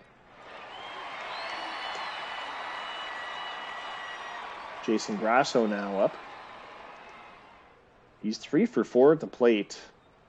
And this is what I'm saying. Incredible offensive pieces in the Freedom lineup. And some games are able to pull through, but when their pitching falls apart, as it did today, in a bad way, especially against a team like Nevada, you just can't let your pitchers fall apart like that. That's what happens. Anyway, Grasso strikes out. Javi Benitez up to the plate. He homered earlier today. Draws a walk here against Casillas. Casillas has given up his first walk of the game, 10th on the season. A lot of high-scoring games today. 14-1, Calgary in California. Strike three pitch to Mariscal, and that is it for the game. We have a 16-7 final as the Freedom fall to 23-57 on the season. 3-run first inning was promising, but Nevada quickly answered by the fifth inning. They took the lead. The Freedom added a few more, but it wasn't enough as the Speeders ramped up the scoring from then on, from the fifth inning on. So the final line score, Freedom, 7 runs, 13 hits, no errors. The Speeders improving to 55 and 24. Oh, thanks, Brandon. Here's your beer me. 55 and 24, 16 runs on 17 hits, no errors. Winning pitcher would be Jim Koch tonight, who moves to 10 and 2. Nate Grossett falls to 1-9. What a dreadful record. Nate Grossett, probably it's about time to take him behind the shed and axe him. Player of the game, Chitoji Yamada, for an impressive performance at the plate, but honestly, it could be any number of players. Yamada was 2 for 3 with a pair of home runs. Sorry, just one home run. George Henry had the pair of home runs. It was just an onslaught of home runs for the Nevada Speeders. All right, so game 2 tonight is done. Cook, well, it depends. If you're going by the gun, Heckler and Koch, they pronounce it Heckler and Koch. But yeah, I guess it could be Cook, could be Koch. But according to the Bull League press guide, it's Coke. And besides, I like drinking Coke. All right, so the Oxen they were 13-8 winners over the Dragons earlier, making up for the shutout loss yesterday in the first game we broadcast. Chicago Pit Bulls 15-7 winners over the Metros. Peyton Bint, player of the game there. Boston Brawlers falling 11-4 against the Hops. Toronto Nomads coming back with a 10-5 extra innings win. 3 home runs for the Nomads. Anyway, 10-5 was the final there. I think we saw most of these scores roll by during the Washington-Nevada game, but 7-3 was the final for Arizona against Miami. The Inferno beat the Titles 16-1. St. Pete's Admirals 9-1. They finish up with a 3-hit, 1-run game. Ramirez, though, had a no-hitter. Sorry, not a no-hitter, a shutout going to the 7th, and it was just a 1-hit shutout, if I recall. But he got the player of the game anyway. I'll just take a quick look at that box score.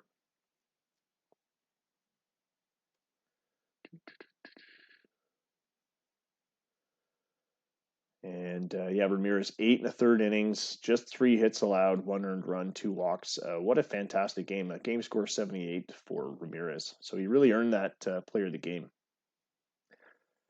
All right, dial it back. We will now move on to July 3rd.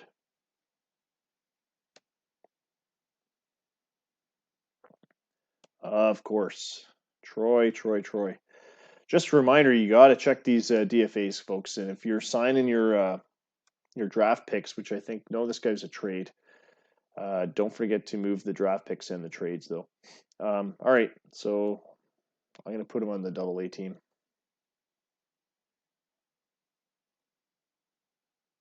Got to be in the 40-man, does he? Is that a fact? And he just came over in a trade on the 17th. So, you know what? And I don't think there's going to be room on his roster. Oh, put him on the 40-man. He can sit on the 40-man and go to AA Saginaw. Troy can worry about him there. All right.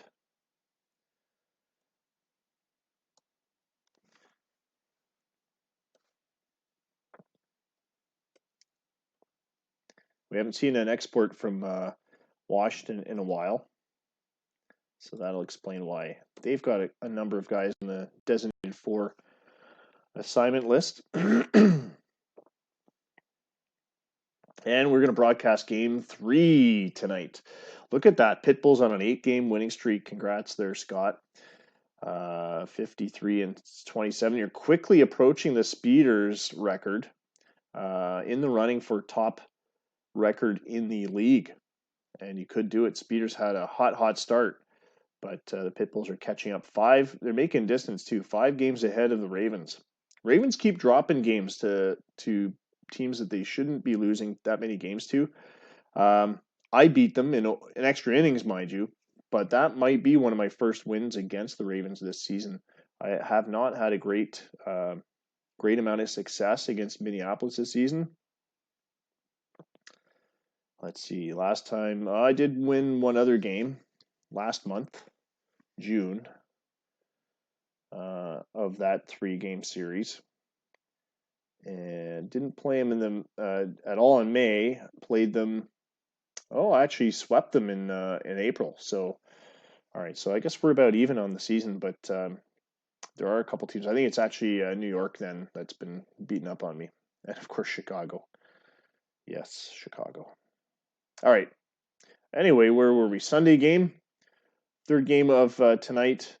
If I said it was a 4-game sim at the beginning, then I apologize. I retract that. We go to Sunday. We'll finish the games on Sunday. We'll flip over to Monday for the export. So you get the news reports of who the players of the week were. But we did New York, Ohio. Boston, Milwaukee was going to be our next one, I think. Should be a good one.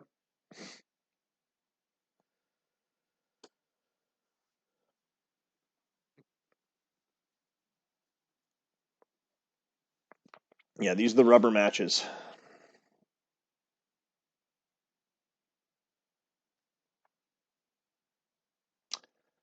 I'm doing Boston and Milwaukee.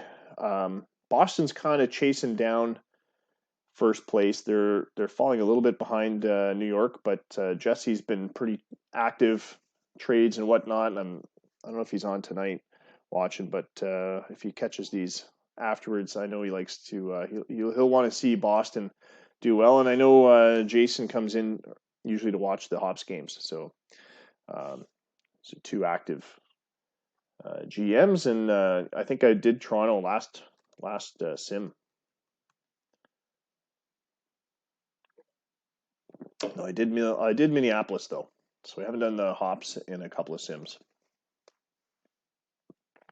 Although I did Minneapolis playing Boston, but anyway. So here's your lineups for tonight's last game, our 3rd play-by-play game. I won't go through them necessarily. It's 11:45. So kind of zip through this so we can finish up. We are at the Brow House in Milwaukee in front of 23,868 fans. Winds blowing out to left at 13 miles an hour. And we're under partly cloudy skies, 74 degrees. Welcome to Milwaukee. Alex Burciaga pitching for the Hops, serves up a full count pitch to Rios, promptly grounded to the shortstop Aguilar. And that's an out. Zhong Ming Gang, the batter. 2-2 pitch. Hit hard. It's deep to center. It's carrying. It's just over the fence. Demers can't chase it down. He's not going to be able to reach it. 4th home run of the season for Zhong Ming Gang. 1-0 Boston. Strike 3 pitch on a 2-2 fastball from Burciaga. That's the first out so far. And Lowell Woodford now up. And that's the third out as he flies out to right. Brawlers leading by 1 run. Nick Hodges offers up a 4th ball to Aguilar, who promptly walks. Lloyd Gallagher, the batter. The 1-2 pitch, fly ball to center.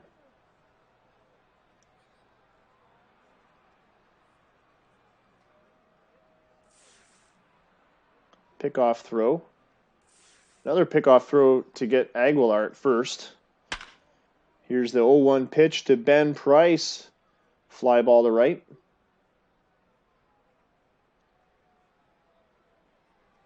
It's hauled in for the out. And another line out to right field, and that's going to end the first inning for Milwaukee. 1-0 as we go to the second. Alex Burciaga still pitching for the Hops. Pedro Rosario with a pop out to the foul territory on the right.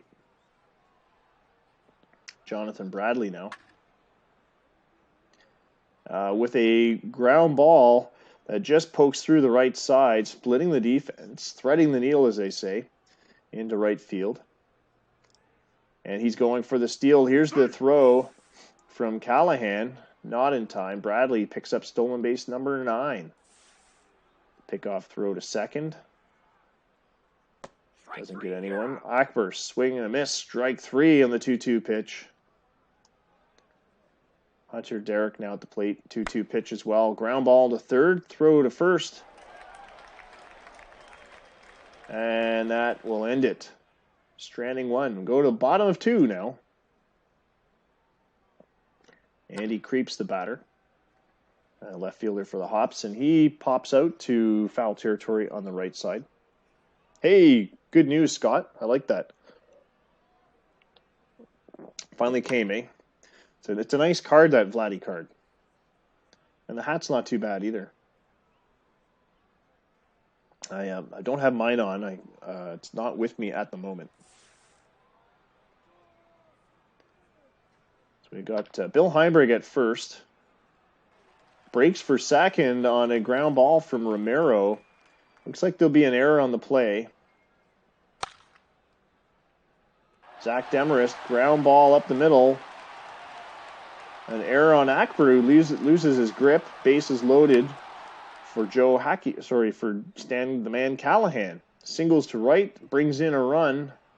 That's going to bring in 2, and the Hops take the lead. I can't keep up with this, so I'm going to have to... Strike 3, you're out. Hold on a second here. Play-by-play speed. Very slow. I want to move the scoreboard out of the way. Strike 3.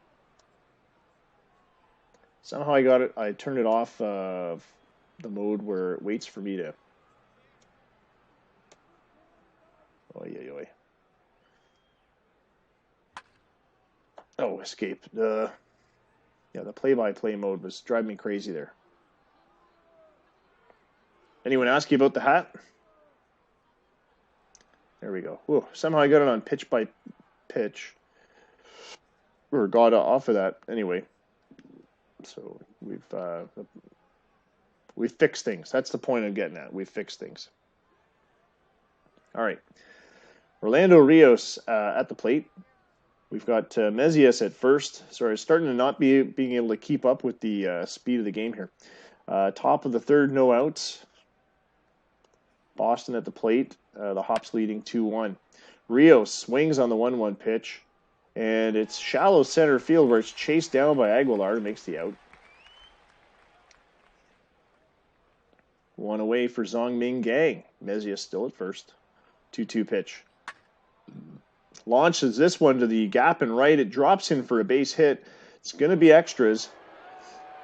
Mezias rounds second, goes to third.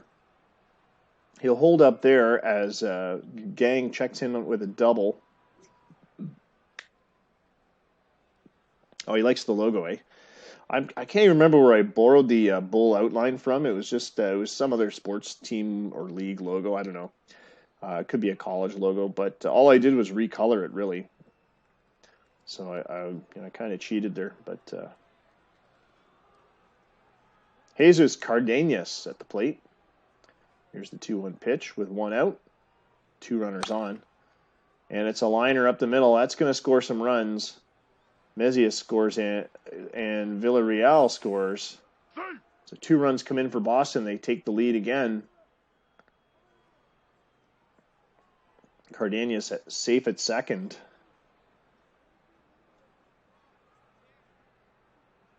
Lowell Woodford, the batter. Here's the 1-1 pitch to Woodford. And it's a liner into center field. Cardenas coming home for run number 4. Cardenas scoring that run, and Woodford safe at first with a RBI single. Could have tried for second on the throw. Might have made it there. Pedro Rosario now up to the plate. The pickoff throw is missed, and it looks like Woodford goes to second on the overthrow. Well, you know what you'll have to do, Scott, is win another cap. I'll have to do another order. I want to get more of them anyway. But they're suddenly becoming popular, so I like it. Pedro Rosario. Swing and a miss, strike 3. Someone was suggesting I sell them too, so I might set up a way of selling them. It's such a pain to trundle on down to the post office and throw those things into a poly bag, whatever, bubble envelope.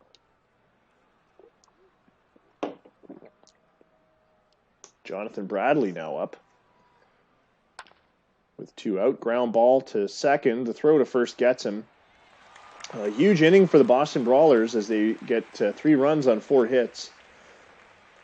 1 error, and I believe that error is on the overthrow. So, yeah, that won't affect the earned runs for the pitchers here, I don't think.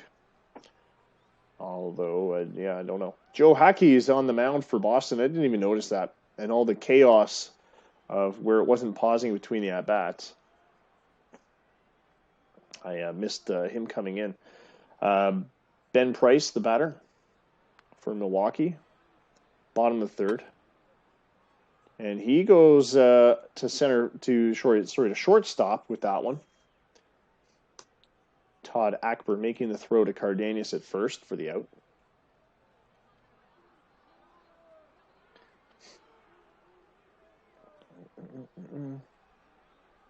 Mike Sclafani now up. Here's the 0-2 pitch. Swing and a miss, strike 3.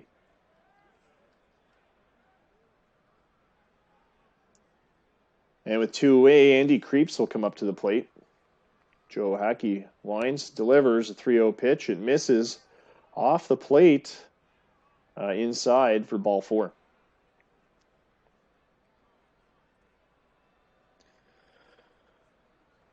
Sincere Gilmore is coming in to pitch for Boston. He'll replace Hockey. Creeps at first. Bill Heimberg at the plate now. Here's the full count pitch with 2 away. Fly ball down the first base line. It's chased down by Rios, who makes the grab on the run. What a grab it was. Boston retains their 4-2 lead as we go to the 4th. Here's the 2-2 pitch from Alex Burciaga to Todd Ackber. Swing and a miss on a slider, strike 3. And Ackber is punched out. Hunter Derrick at the plate. Ground ball is short. Throw to first is in time. Corazon Mezias, the catcher, is up to the plate. He singled earlier today. Burciaga winds, delivers. Hit on the ground, hard to first, but it's going to be Gallagher who reels it in and takes it to the bag himself. A 1-2-3 inning for the Brawlers. We go to the bottom of 4. Hey, thanks for those Bull logo emotes. Just for that, Addy Barlow, I will take a swig of my beer. It is beer now, yeah. The wine bottle's empty. Well, Alex Romero at the plate. And too many people were redeeming their beer me, so I had to put something in my mouth besides my foot. And a high pitch for ball 4 for Alex Romero. He earns a free pass. Zachary Demarest at the plate. And a ground ball back to Gilmore, the pitcher. They get the force at second. So Romero's forced out, but Demarest beats the throw. Safe on a fielder's choice. And Stan the Man Callahan's up to the plate. Had 2 RBIs earlier with I believe is a double.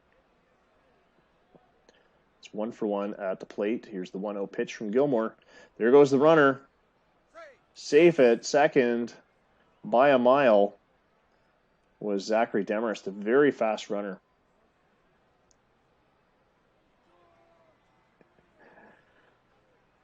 It's a full count. Draws the walk. Ivan Aguilar now up to the plate. 2 on.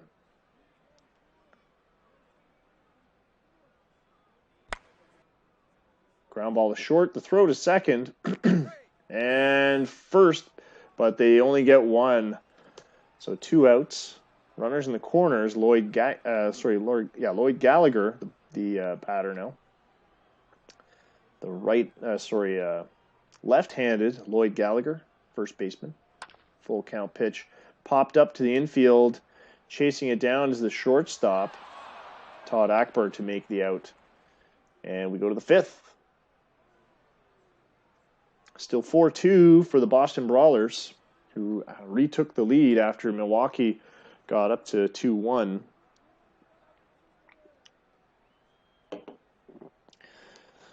I really am a cheap date. All right, Orlando Rios, 0 for 2 tonight at the plate. Here's a full count pitch from Burciaga. Ground ball to short. The throw to first gets him. Throw was in the dirt, but Gallagher is able to pull it out. Frank Erickson, the batter, with 1 away. Here's the 0-2 pitch from Burciaga. He winds, delivers. A liner to right, into the corner. It's going to be extras. So Erickson rounds first, goes for second. He slides in with a double.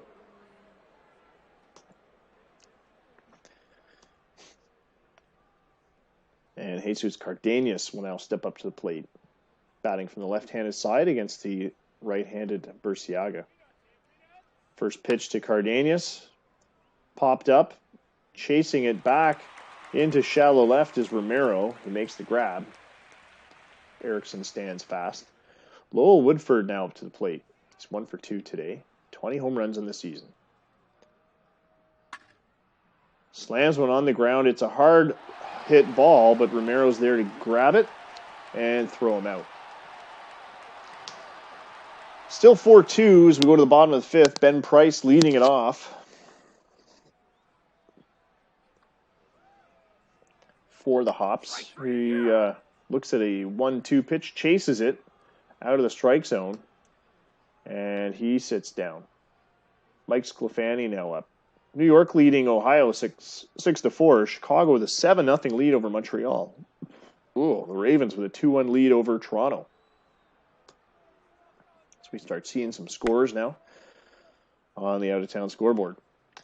Sclafani pops up to, looks like the third baseman, Erickson. Yeah, go Nomads. I don't know where we're going, but it's not very far. Andy Creeps, the batter. The only reason why you're cheering for me, Scott, is because you need the Ravens to keep losing. But the Ravens are going to be in the playoffs, I'm afraid. It's just a matter of who's in first and who's in second. If Ohio's real lucky, they might be able to take second.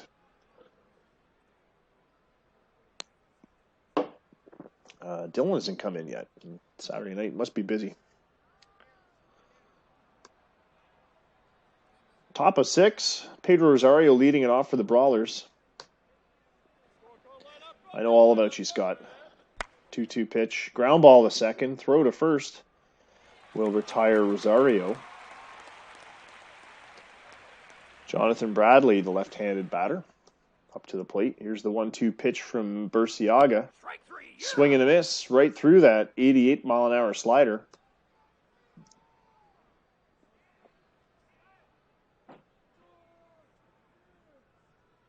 Todd Ackber up to the plate, draws a walk of that full count pitch.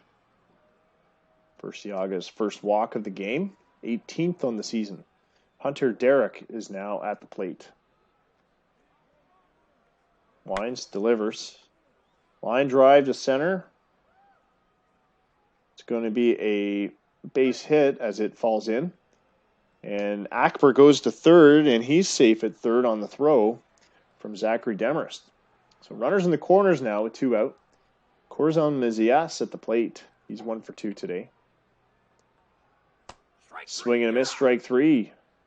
That ends the 6th for Boston. We go to the bottom for bottom of the half of the 6th for Milwaukee. They still have 2 runs to make up here. Bill Heimberg leading off. Deep, deep drive to right. And it is in the air. It's off the fence, it looks like. Heimberg makes it to second on a double. So it's a leadoff double for the Hops. Alex Romero next up. Batting .283 on the season. .863 for an OPS. And he draws a walk here. And now there are 2 runners aboard. And that's going to spell the end of... I can't remember who the pitcher was now. Alfonso Gutierrez comes in to pitch, though, for Boston. As the first 2 runners are aboard for the Hops here with no outs. Strike 3 pitch to Demarest. He gets punched out. Stan the Man Callahan up to the plate. Swung on. Ground ball to second. They get the force at second base, but Callahan beats the throw from the shortstop, Todd Ackber. So runners on the corners with 2 outs now. Ivan Aguilar at the plate. Here's the 2-2 pitch from Gutierrez. And it's a line drive that drops into left. Runs are scoring. Heimberg crosses the platter. Registers the 3rd run for the Hops. And there's still 2 base runners on base. The lead runner is at first. Sorry, the lead runner's at second, but the leading runner is at first. But it doesn't matter anyway, as Gallagher strikes out to Gutierrez. 2nd K of the game for Alfonso. And that'll end the 6th. We go to the top of 7. Boston still in the lead, just 4-3 now. Burciaga serves up a first pitch to Rios and is promptly grounded out to first. Frank Erickson, the next batter up. It's 1 for 1 today. 2-2 pitch from Burciaga. Swing and a miss, strike 3 on a fastball, 91 miles an hour. Jesus Cardenas now up. Here's the first pitch from Burciaga. Taken for a fly ball to right. That ends it. We go to the stretch. Nomads pulled ahead of the Ravens 3-2. They're in the top of the 8th. Miami leading Arizona 6-0 in the bottom of the 5th. California so far blanking Calgary 3-0. Washington blanking the Speeders 2-0. No hits in that game, but they're in the 3rd. Montreal on the scoreboard against Chicago, 7-1 though, for the leading Pitbulls. Ben Price leading it off here for the Hops in the bottom of the 7th. He strikes out on a 94-mile-an-hour whizzer from Gutierrez. 3 strikeouts of the game in just 1 1/3 innings. Of the 4 outs Gutierrez had, 3-run strikeouts, now 5 outs as Sclafani grounds out to short. And he creeps the batter. Very close game here in Milwaukee. Creeps with a grounder to third, and he grounds out. That will end the inning. It's a 3-up, 3-down, 7th for Milwaukee. Brawlers go in the 8th with their 1-run lead. Lowell Woodford, who's 1 for 3 tonight, will lead it off. 20 home runs on the season. And he puts one through the gap in right between the first and second baseman. It's a base hit to right field. Lowell Woodford, not a runner you want to have on the bases, especially as a lead runner, lead-off runner. Pedro Rosario serves up a ground ball to short, and maybe Woodford should have put the hit and run going there, as it's a double play for the Hops. Woodford had no chance at making it second there. If he tried for the steal, he might have made it. Jonathan Bradley at the plate. Ground ball to second, throw to first is in time. Daddy. I'm sorry, but I switched you with me. I got tired and I wanted personal space, and then I want to switch you with him. Okay, I'll figure it out when you get up there. Good night.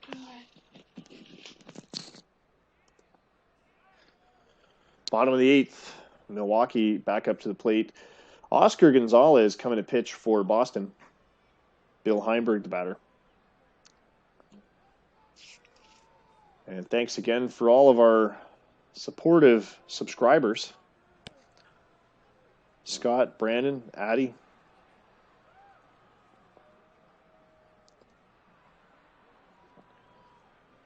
Who am I forgetting? Jeff was in here. Alex Romero at the plate as Heimberg draws a walk to lead it off here in the 8th. And the go-ahead run is at the plate. Swing and a miss, strike 3. Romero fans. First strikeout of the game for Gonzalez, the relief pitcher. Full count now to Zachary Demarest with one away. Taps this one on the ground to second. Setting up a double play ball, but there's no throw to second. From second to first. So they just get one.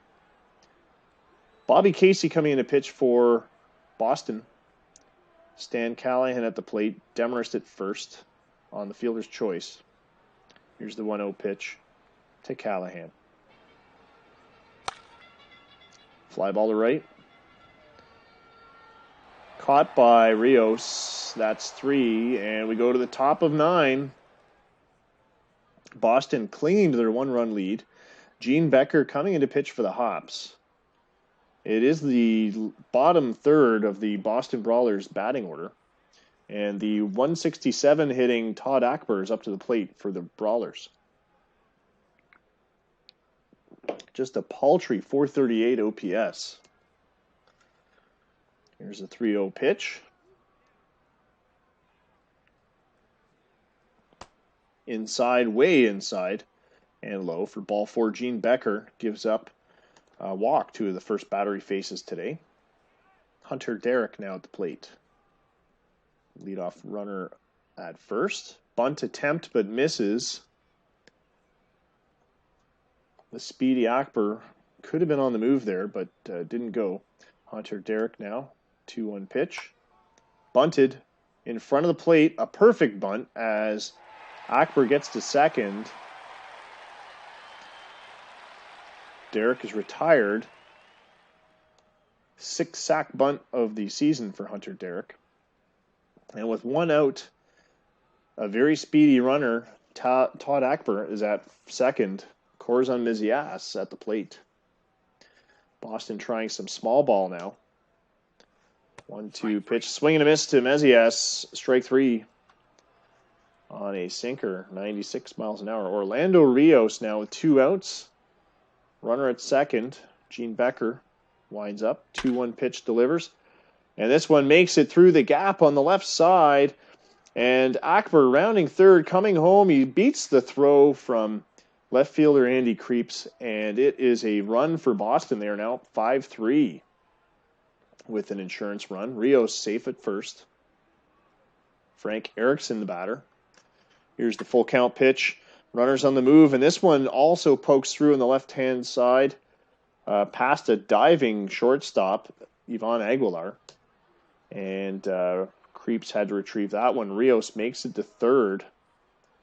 Erickson with the base hit. Jesus Cardenas now up. 2 out. Runners in the corners. Becker winds, delivers. Cardenas, a solid shot that carries to right. It's a goner. 3-run shot for the Boston Brawlers. Cardenas with a huge hit there for some further insurance. 396 feet. And that's going to see Dave French coming in. Hey, Jesse is here watching. Welcome, welcome. And with 2 outs and a 5-run lead, Boston's now going to face off against Dave French with Lowell Woodford. And there's the strike 3 pitch and the 3rd out of the inning. So they go to the bottom of the 9th with a comfortable 5-run lead now. Seattle leading 1-0 over St. Pete's. They're in the 6th. It's all tied up for Nevada and Washington 5-5 in the bottom of the 5th. Arizona blanked so far, trailing 8-0 with just 2 hits. California with a 5-0 lead over Calgary. Ivan Aguilar leading it off for the Hops in the bottom of the 9th. Bobby Casey still on the mound for Boston. Swing and a miss on a full count pitch. That sinker gets Aguilar, so that's 1 away. Lloyd Gallagher at the plate. Here's the 1-0 pitch from Casey. Swung on, makes contact, drops into left field for a base hit. Ben Price now up to the plate. Just 1 out, runner on. There goes the runner. It's a single up the middle to center. Ben Price checks into first. Gallagher moves to third. Runners in the corners now for Mike Sclafani with just 1 out. Bobby Casey is just allowed back-to-back hits, I believe. Here's a 1-0 pitch. It's a pop-up in the infield. Chasing it down is the second baseman, Hunter Derrick. That's 2 out. And yes, the hit and run was on there for Ben Price, but I don't think it's going to be on this time. Andy Creeps at the plate. Here's the pitch with 2 out. Swung on, fly ball to right. Camping under it is Rios, who makes the out, and that is the ball game. 8-3 final in our 3rd game of our triple header tonight. And we'll check the scores around the league now. But Boston Brawlers improving to 38-44 on the season, keeping pace with New York. We'll see how New York did tonight. 8 runs on 12 hits, 2 errors. Milwaukee Hops, 3 runs on 6 hits, 1 error. They fall to 36-44 in their division, Metro West. Player of the game was Jesus Cardenas. Winning pitcher was Hackey. His first win decision of the season, Joe Hackey. Looks like he's a fairly new pitcher. Let's see, the 22-year-old pitched his second game today in the bigs. So yeah, earning his first win. First save for Bobby Casey. Alex Burciaga falls to 1-5 on the season. A decent outing. Just 9 hits, 7 strikeouts. But the 4 earned runs did sort of do him in. Zongmin Gang was injured running the bases. I missed that one. Just a bruised thigh, moderate for 4 days. And we'll check the other scores here. Dragons win against the Oxen 6-4. Manny Davila and Rico Sandoval. Is it Ricardo or Richard? Ricky, that's it. Rico Sandoval homering. Chicago hangs on to win 7-1 over the Metros. McWeeny, with his 9th win of the season, came over to Chicago after that Arizona trade. It's his 2nd win for Chicago. He's 2-0 with the Pitbulls. He earned player of the game in this game too, on the back of that one run allowed and 7 hits allowed. Nomads falling to the Ravens 4-3. Ravens coming up big with 2 runs in the bottom of the 9th. Walk-off, I'm guessing. Well, I guess it would have to be a walk-off. Rodriguez, player of the game, but win goes to Cruz, who no doubt had to come in and relieve the aging Ricky Rodriguez. The Cowboys are blanked by the Miami Storm, 8-0. It's a 2-hitter for Almanzar, his 3rd win of the season. And 7-2 final for the titles. Congrats, Ben, as they beat the Inferno and improved to 40-40. They're now 500 on the season. That's a landmark. Speeders hang on to win against the Freedom 7-5. The Freedom scoring big early on, but the Speeders, of course, are a juggernaut of a scoring machine. And the Admirals, 4-2 winners over the Salts. It looks like Eddie Patnaud with his 12th win of the season. 11-4 now since coming to St. Pete's. Alrighty, and as I mentioned, amateurs are available. If you missed it earlier, this was the roster of international amateur players, mostly some mediocre 2.5-star guys, couple 2-star guys. The best options are 2 Dominicans. First baseman by the name of Mario Gutierrez, 3.5 stars, and Luis Rodriguez, 3 stars. And mostly up there, I'm guessing, because of the power and eye potential. I will see how those guys develop. $5.5 million is the demand from Gutierrez, Mario Gutierrez. The top pitcher, 18-year-old Oa Hatora, is demanding $6.5 million. And he is the only starting pitcher on the list. No, there's an Albert Alvarez. He's looking for $3 billion. And a few half-star rated guys way at the bottom. Yeah, expensive, but it's an expensive league. There's a lot of money floating around the league. Not everyone's budgeted that much for international amateurs, and of course there's a spending cap of 5.2 million. So some of those guys might have trouble convincing teams to go over that soft cap because anything you go over in the cap is taxed at 100%, and of course it limits your cap for the next year. So I've gotten into trouble a few times by going over the cap. Bite myself for the next seasons. All right, so advance one more day. We might have some more DFAs I got to take care of. Yep, Riho, Phil Libby. I don't know what Troy wants me to do with these guys. This guy looks like he's getting demoted to AAA. No, he's a major leaguer. Did he come in to trade or something? No, he's a minor league signing. Very unhappy. I don't know what to tell Troy. I've got to put him on the 40-man. And then I'll demote him. Oh, he's got to clear. He's got to be optioned and waived. It's too late. You know what? Sorry, Troy. Gonna have to release him. What can I do with Phil Labby? Can I demote him?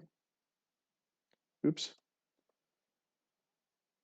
I didn't mean to put him on the 40-man.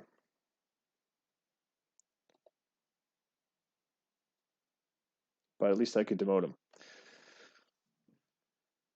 Yeah, he forgot to waive a guy. I don't know if he was planning to trade him. I don't think we have any trades. We've got no completed trades for this sim, by my recollection. Nope. Last trade was an AI trade between California and Calgary. And we've done that one. So yeah, I don't know what the deal is. And then I think Washington had some DFAs as well. Let's see. Washington Freedom. They've got 2. These are, I'm pretty sure, draft pick signings. Jeff hasn't been in a while, so I'll put them down in Rookie League. All right. We are now going to Monday, July 3rd. We are not far away from announcing the All-Stars. What else happens July? We already did the International Amies.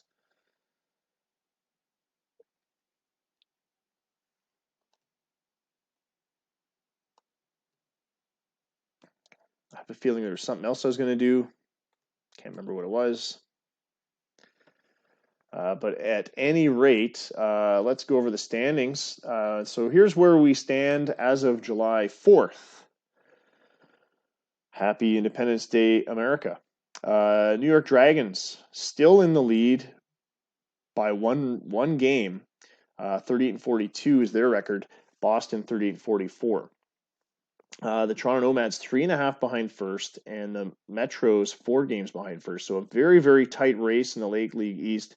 It's a race amongst turtles because all these guys are blown out of the water by the sheer power over in the Lake League West. You got the Pitbulls, the Ravens, even the Oxen are 5 games ahead of 500. Nobody in the East is ahead of 500. So I have a funny feeling that we're not going to see an East Division team make it past the Lake League Championship Series. That could depend on which teams are matched up, but it's going to be an interesting playoff, to say the least. Over in the Metro League, the St. Pete's Admirals, 5 games ahead of the Inferno. They've had a decent sim this go around, and they're 6-4 in the last 10. They're 5 games ahead of 500. So they've gotten really no complaints at this point. Washington Freedom fall to 23-58. They're on a 5-game losing streak. They're 1-9 in their last 10.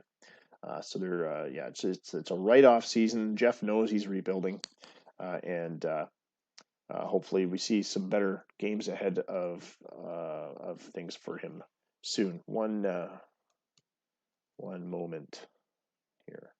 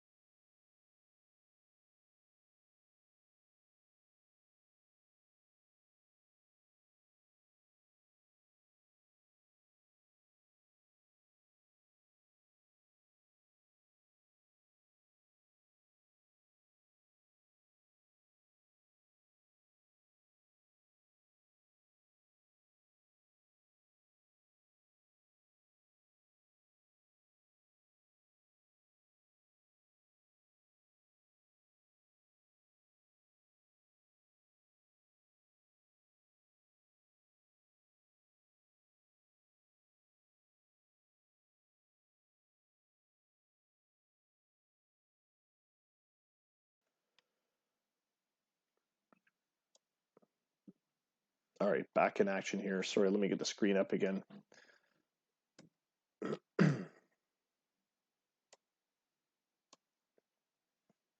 All right, Nevada Speeders, still the best team for now in the Bull League. 56-24 is their record. They're 8.5 ahead of the Salts, and the California Titles are 16 games behind. And they can be 16 games behind and only playing 500, but still good enough for a wildcard spot currently. That may change. Calgary's only 2.5 games behind them, and the Cowboys just 3. So that's the shape of things. We still have 2 hitters that are hitting 400 or better, and that is Craig Gnarly of Ohio, 412, and John Rambo of Chicago, 400 on the nose. Georges Henry, after tonight's sim, has given himself 30 home runs on the season as we approach the half. So he's on pace for a fairly good 60-plus home run season. Good for him. TK Yang not far behind him. So a couple Nevada guys in charge of the home run leaderboard in the Metro League. It's all Chicago in the Lake League. Rambo 25, Guppy 24, Peyton Bint 21. Rambo finally retaking that lead. He was straggling for a little bit. I think Guppy was ahead of him for a while. But that's the way things are shaping up in the standings. In the news, our players of the week. Let's see here. It was Lanching Su for the Minneapolis Ravens, earned player of the week for hitting 500. He was 11, and it was a slow start for sure for Rambo. 11 and 22 for Su. with a pair of home runs, 6 RBIs, and 6 runs scored. So he's player of the week for the Lake League. For the Metro League, it is Raul Vasquez of the California Titles. Congrats, Ben. He was 10 for 23 at the plate with 5 bombs and 12 ribbies. 23 home runs on the season. What a season that Raul Vasquez is having. The young 22-year-old is getting better and better every year he plays. He's batting .310. Last year he was .346 with 13 home runs, and he's well on pace to set a new personal record for this year.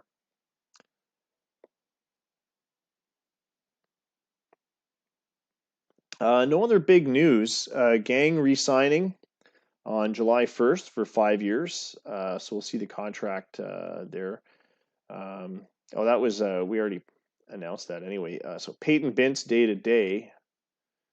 There was the season-ending injury to, I think was it a Boston player in the first game we broadcast? No, it was Steve Rollins. So yeah, Steve Rollins had a season-ending injury. But other than that, I didn't see too much else going on. That was big news. But that's the way it goes. So thanks again to our patrons from patreon.com. Our Patreon, if you're interested in looking into our patronage, patreon.com/Bull League. Jeff's one of our patrons. Ben's one of our patrons. And Scott, of course, I think you're up to 7 months now as a patron. So thanks for your continued support.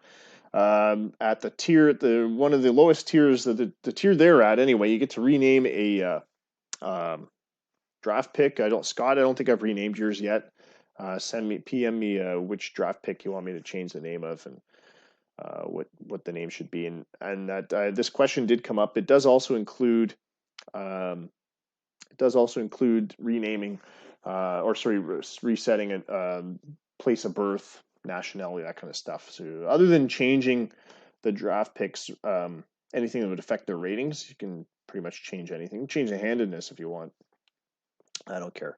But anyway, Ben's renamed one. Scott, I think you're due, and Jeff's the other Patreon patron. So when he gets around to it, I'm sure he'll let us know. I'm going to try working on the podcast tomorrow. We'll see if I can get it done or not. But until next time, next time is tomorrow at 10. That's what we're going to do. One other thing I wanted to mention, and I don't know how many people are interested in this, because of course we have the Classic Bull League that I'm working on starting up. That'll be under OOTP 20, so probably won't launch until the time we go to OOTP 20. But I'm also thinking of maybe doing a one of these perfect team Twitch streams. So I don't know. I'm not the biggest perfect team person, but since I have 21, I don't think I've opened my packs on 21. So I was thinking of doing a perfect team, maybe just before tomorrow's sim. I'll do my packs and put together a roster or whatever it is that people do in perfect team for like an hour before the sim starts, and then switch to OTP 20 and do the ball game. So that'll be a way of, I guess, extending things in our broadcast time. And I know some of you guys do the perfect team, and it seems to be a big thing watching these card openings. So get to see what cards I get. I'm hoping for Sandy Koufax, my favorite historic player. I don't think it's going to happen, but anyway, we'll see how it goes. All right, so that's another broadcast in the books. Thanks again for watching, and you guys are fantastic.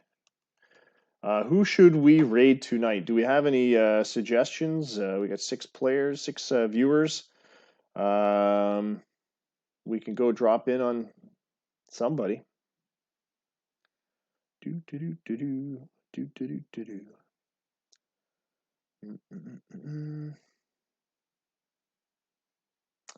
I'm looking for OTP folks, and I don't see any OOTP people streaming right now.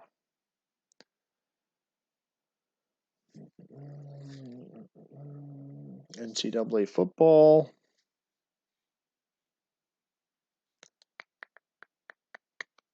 Someone's doing MLB The Show. Mystic Donkey is not broadcasting right now.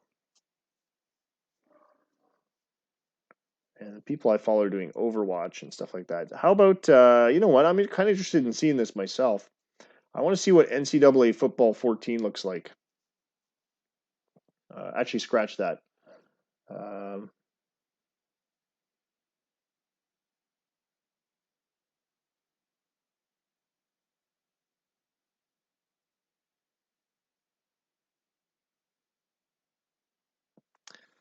Yeah, we'll do NBA 2K20 maybe.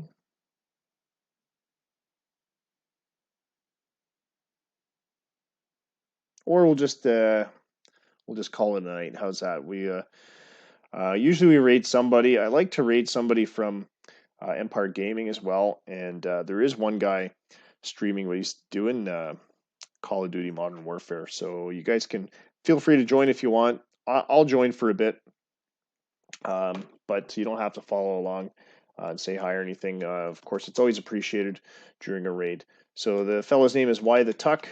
He's got a few viewers. Go say hi for a few minutes, maybe lurk. Mystic Donkey's an Empire Gaming guy as well, so he could be just as entertaining. You never know. But thanks again for watching. Enjoy the raid with Why the Tuck, and we'll see you guys tomorrow at 10. If I'm going to start early, I'll let you guys know. And it would just be to do perfect teams, so I'd start at 9. All right, and thanks again for joining us. Till next time, that's Bull Baseball.